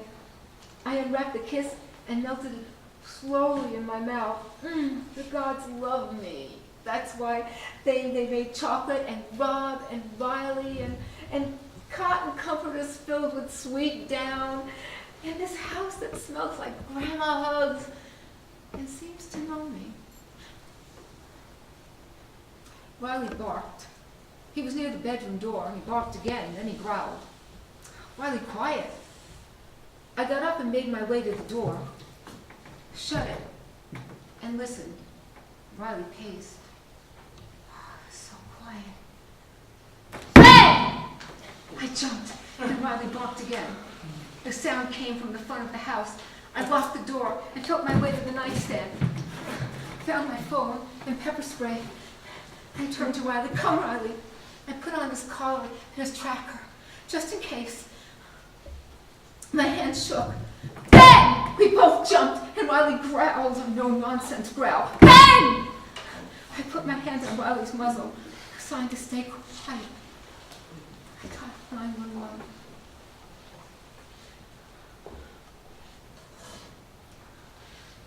Hello? My name is Liz Eller. just moved to 8 Harmony Mountain Road. I'm home alone tonight, and there was loud banging coming from the front of my house. I think somebody's trying to break in. My voice was shaking. The 911 operator asked me to describe the sound. It's very loud and heavy sounding, like someone is pounding with a hammer on the front door. I'm scared. I'm blind. Can you send someone? She asked me to stay on the line. Just as she returned, the bang started back. I put my hand on Riley's muzzle again. He stayed down and quiet. Oh, thank you, Riley. Can you hear that? She could. A deputy's on the way. Please stay on the line with her until they get here. She asked me questions.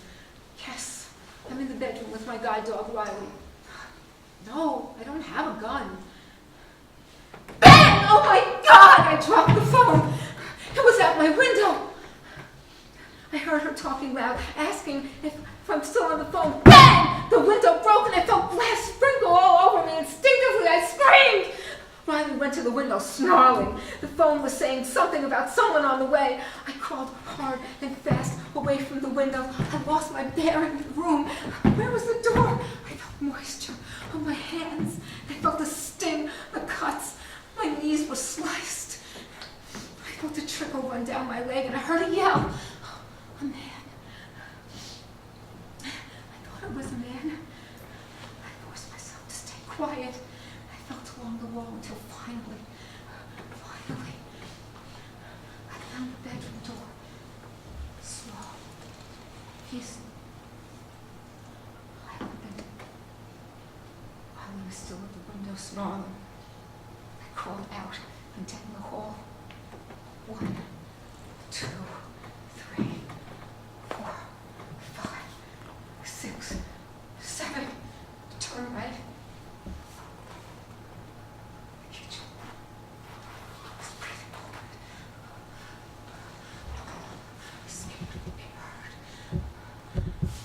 I had no control. Shaking. I could hardly open the kitchen drawer. Knives. No. Next door. Knives. Yes, yes, a big knife. I pulled it out and down to my lap. I tried to calm myself so I could think. Damn, motion lights clicked on. Did I shut the curtain? I don't remember. I was gripped, panicking. Bang, bang, bang!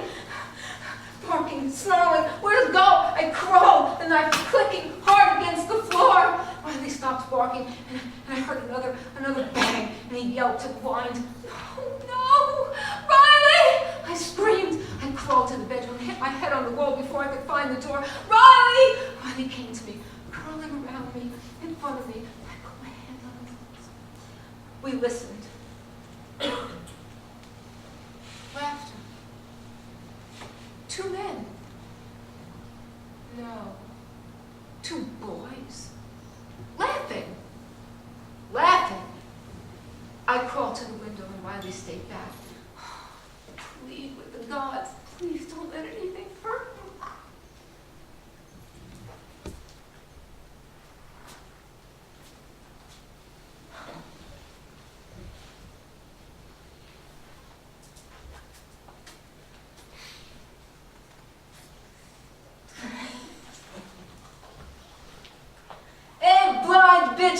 Bitchy, come on out, one called.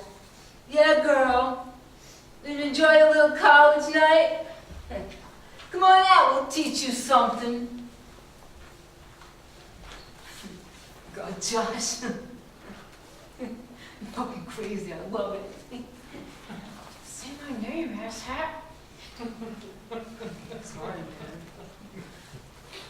I called the police!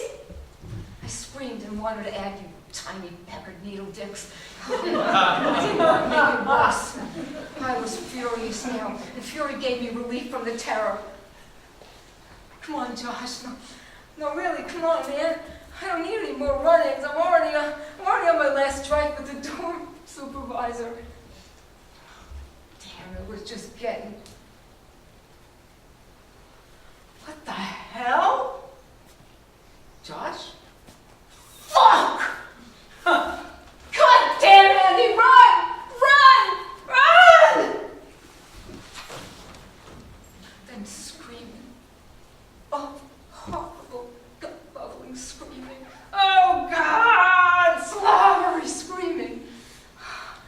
I found myself backed against the wall with Riley. We were trembling violently. I didn't hear a siren. Were the police here? Did they do that? Do what? I heard scratching at the window. Glass falling, a wheeze. Please help me. I thought Josh was trying to get in. He shrieked, then a soft gurgling sound. I will remember that sound for the rest of my life. Riley crawled away from me. I couldn't feel him, and I was afraid to call for him. I heard tearing sound, a crash, a thump. I rolled to my knees and I crawled somewhere, anywhere. My body wouldn't stay still. My hand brushed against skin, an arm. I followed it to feel for breathing.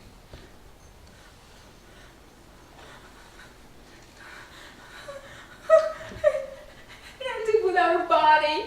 Ah! A scream came from deep out of my body, and I fell back. My head hit the bathroom tile. God, yes, the bathroom. I crawled in and slammed the door, and I locked it. I put my ear to the door and I listened.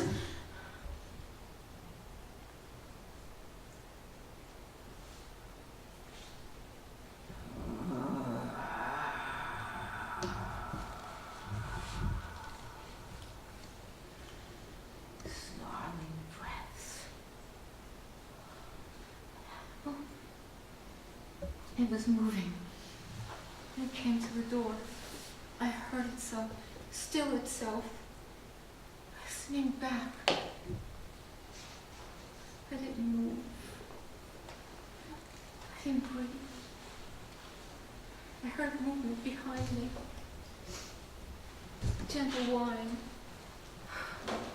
Riley. I turned to him. And the door crashed open.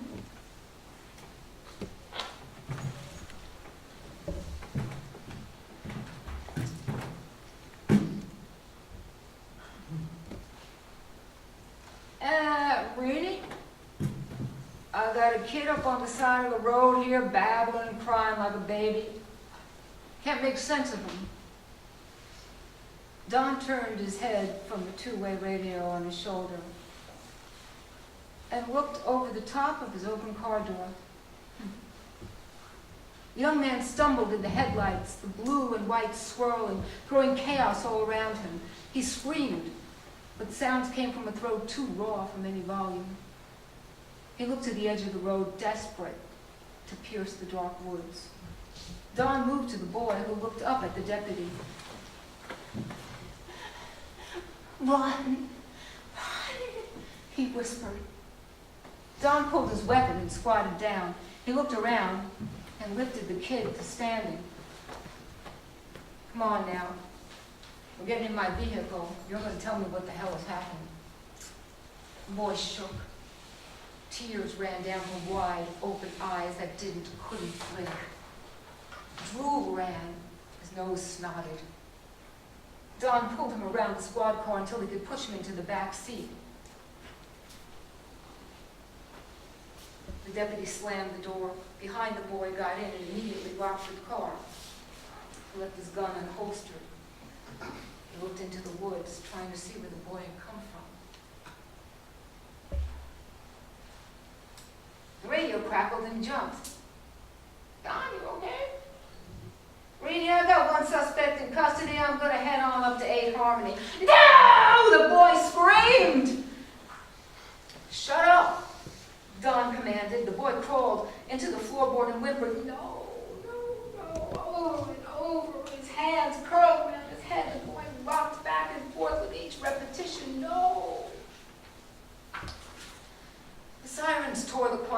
headlights swung back and forth as the squad car cut the curves going up the gravel road. Further away from people, the mailbox appeared. Don pulled to a halt. He saw a car parked further ahead, out of sight, cold, still, with black windows in the moonlight. He swung into the driveway. Don left the headlights on and the blue and whites running. He leveled his gun in front of him and stepped forward and back of his car. He raised the trunk and removed his rifle. He holstered his gun and moved forward down the walk. The lights were on and all was quiet. He stopped and listened. Not a sound, nothing. Absolute silence. Damn eerie silence. He hated that the most. Give him noise any day, then he knew what he was dealing with.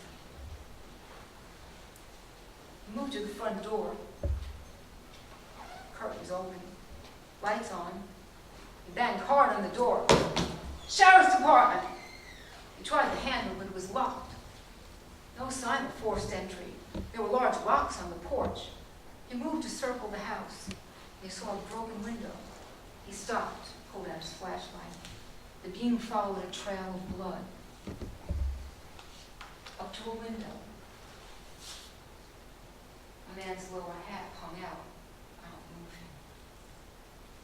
Not good. He scanned the ground and stopped. Turned, put his two-way on. Greenie, I'm gonna need backup. What's going on, Don? I got this damn kid in the back crying and babbling bullshit. I got what looks to be a human ear in the grass. I got a blood trail. And that's just outside a broken window with a body hanging half out. And I got a woman in the middle of a bedroom holding a knife covered head to toe in blood. How many you need, Don? Everybody.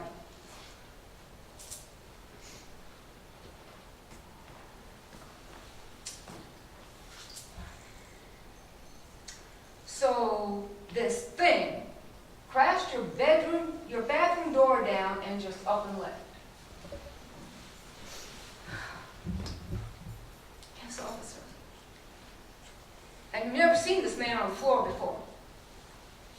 Well, I can't be sure. I didn't recognize his voice.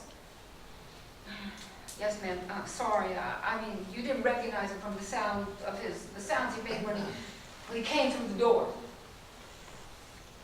Yes, sir. He didn't sound familiar in any way to me. The other man called him Josh. How'd he get this way? I'm sorry? How'd he get all tore up like this? I don't know. I heard them both scream, both men, I mean. Then I heard him. I gestured feebly in the air. I had no idea where he, or what was left of him, was by now. I heard him crawl in the window and say, "Please help me." I heard what sounded like a large animal. Well, it was a bear. And I'm thinking it was a hell of a damn big one. There are some big claw marks on my bathroom door. I heard another voice say, "Oh, shit." Watch your mouth. Yes, sir. Yes, sir. Sorry, ma'am. That's okay. I'm just glad you heard my voice trail off. I heard another officer in the bathroom talking softly to Riley. Is Riley okay? Yes, ma'am. Got some glass in his paws, maybe some bruises and a sprained leg. Nothing looks too bad. He was a good boy. The young voice turned back towards my friend, and I heard Riley munch a treat. Thank you, officer. All right, Miss Ellard, I'm going to type up all you said tonight. I'll send it to you to read tomorrow. I'm thinking, this is two college kids. Seen you at the college. Heard y'all talking about how your husband is gone and decided to have a little fun, or worse.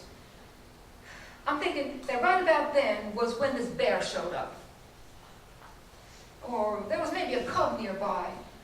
That's about the only thing I know would cause a bear to tear the hell out of a man like this. I'm thinking You were one lucky woman.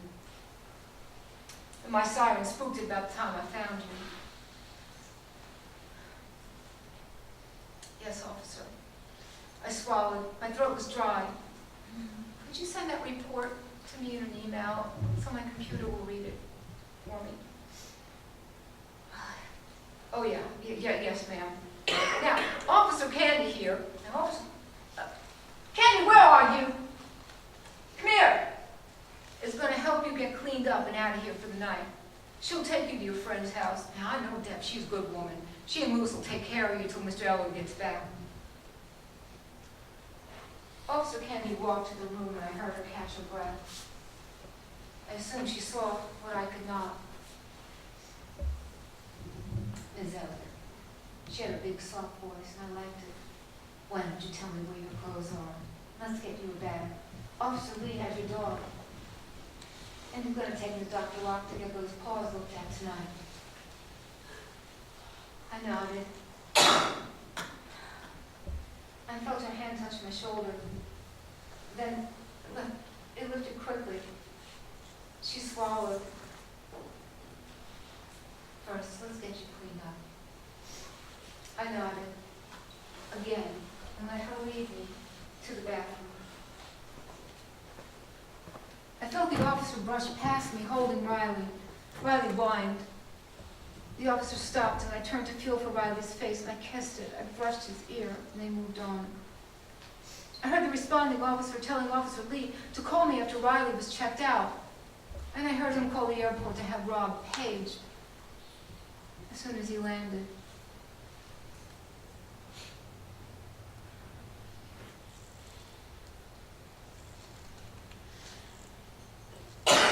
How could I tell any of them the truth? Tell them that I screamed when the bathroom door fell apart. I scrambled, feeling the floor frantically until I found the toilet and pushed in beside it, trying to get somewhere as small as possible. I crawled as far beside the toilet as I could, heaving to unlock the terror that froze my lungs. Do I tell them?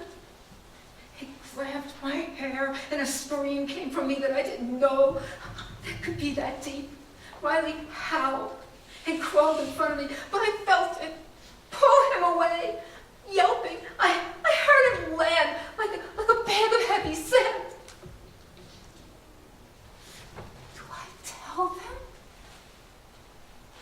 how it pulled me out with a hand? Not a paw. A hand. A hand with long talon-like nails that dug into my head. Another hand or claw that grabbed my shoulder and lifted me. And a third claw that grabbed my waist as it shook me and it roared at me. I felt unconsciousness coming at me and my head jerked back and forth. I fought to stay awake, to strike at it for Riley, to keep it from Riley.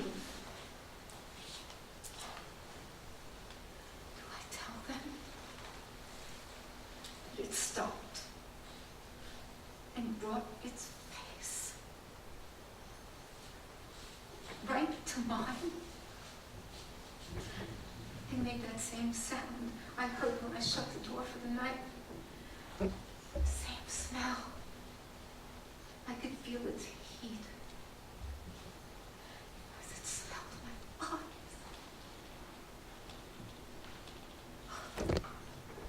It made a tiny, odd sound. And let me slide from its grip. So I tell them it lifted my trembling, useless body from the bathroom tile. It pulled me into a hug.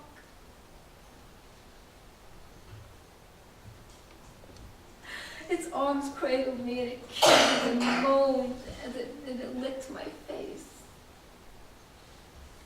So I tell them that I felt its sorrow and bereavement. I felt its wonder as it lifted me and held me.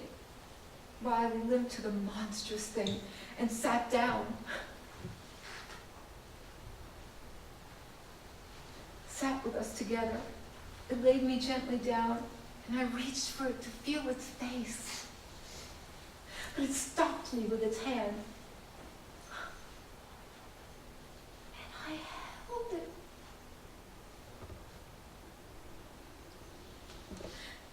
We sat. It slipped its hand from my grasp, and I called it back. It made a soft rumble and left.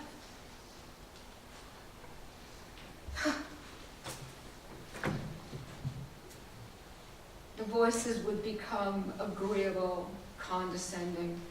Their fear would melt as they found an answer to the great unknown. An easier explanation presented itself to them. She's crazy. They would put me away, go on living their lives in the sunlight and pretending the shadow wasn't there.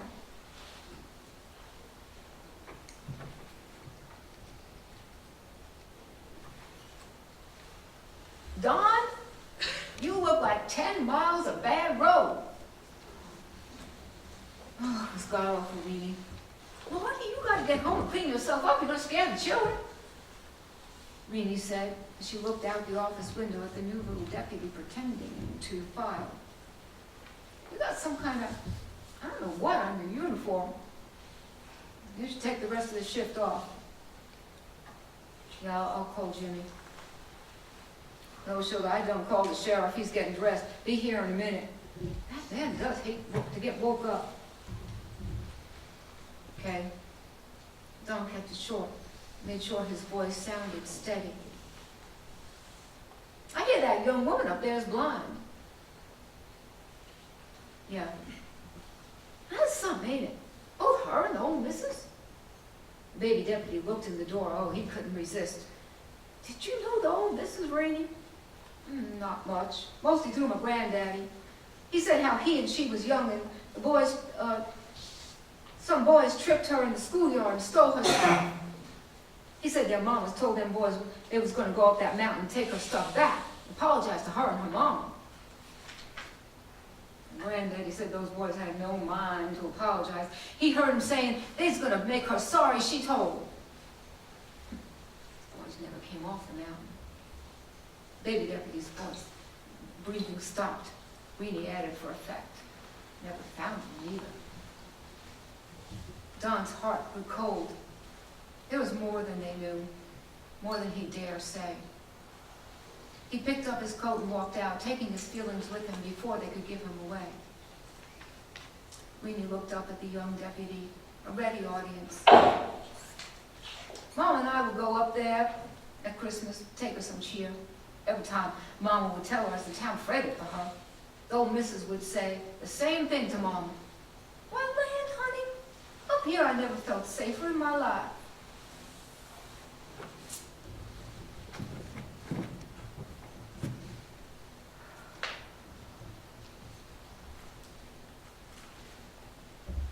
I stood in the shower not moving. And they come and say, you've got to go away. It's not safe here. What do I say? Do I tell them I'm not afraid? And what the hell do I tell Rob? He'll insist we sell the house. This beautiful home that loves me. Place made just for me. How do I tell him that despite the death and how the house must look, I'm not leaving? I intend to live in this remote place even more now than before.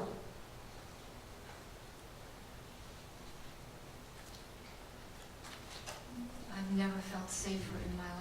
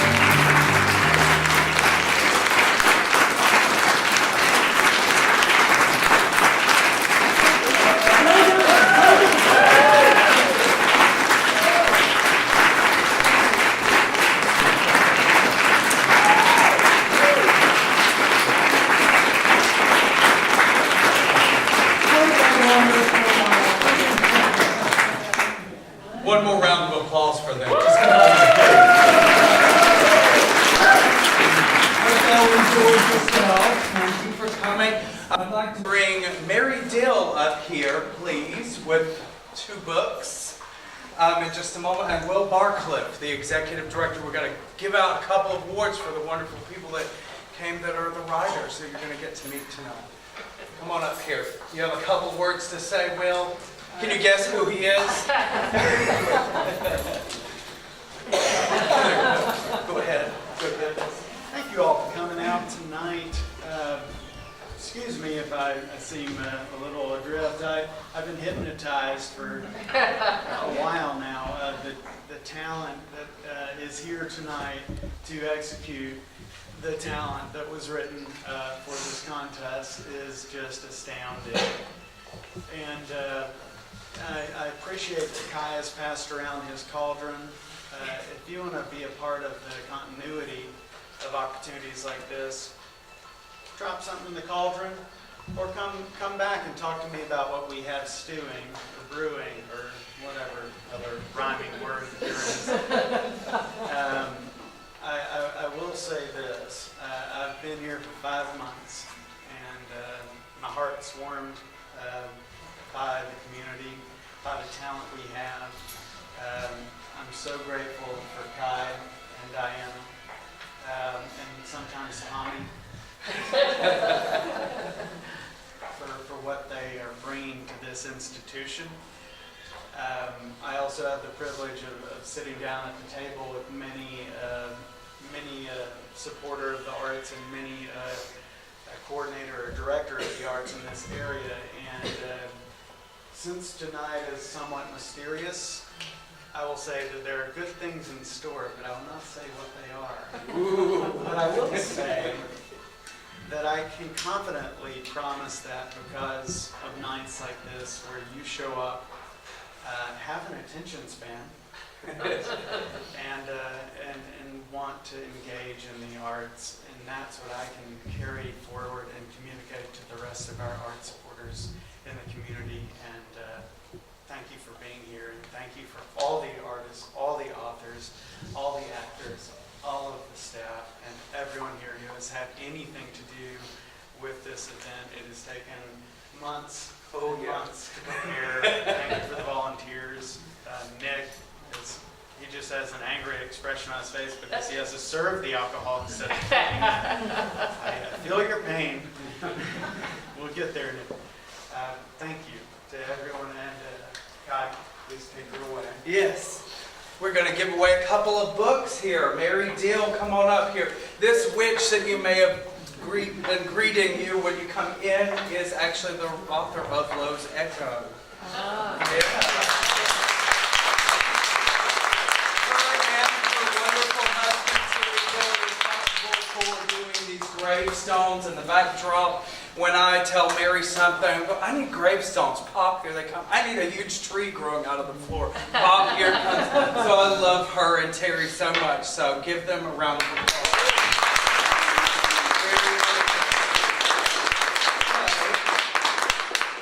I said, I want books with all the stories in it, and these are custom-made books, literally, of the winning stories. One will be featured in tax for y'all to come by and see, but this was not on the, what they were supposed to get, so surprise. Where are you at, D.A. Reeves? Come on up here.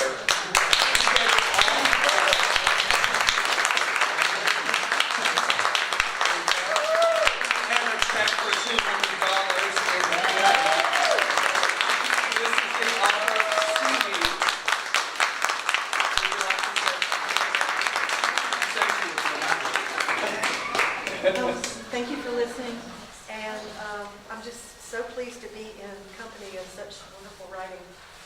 Just a pleasure. Thanks for doing it. Of course. Congratulations. And Tryon Arts School gives away a Heritage Award that embraces the heritage of storytelling in our community. That award goes to a Polk County resident or Hendersonville resident or a Landrum, South Carolina. Thank you. And the school unanimously chose Lowe's Echo by Mary Dill, and this is a blind competition, so we were all surprised to learn it was her. So give her a round of applause.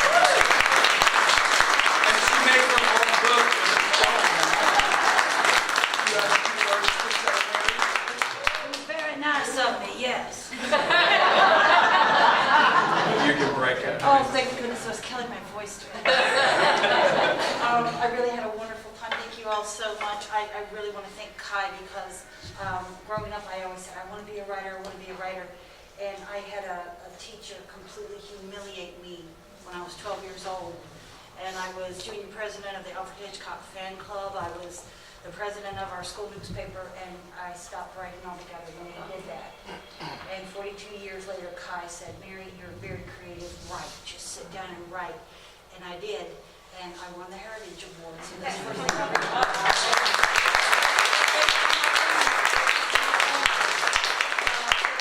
It was easy to bring people that you love back to life. My father died 4 years ago today, and he is Zale Hall. So it was very nice to revisit them tonight, and it's very nice of all of you to come and share that. Thank you so Awesome. much.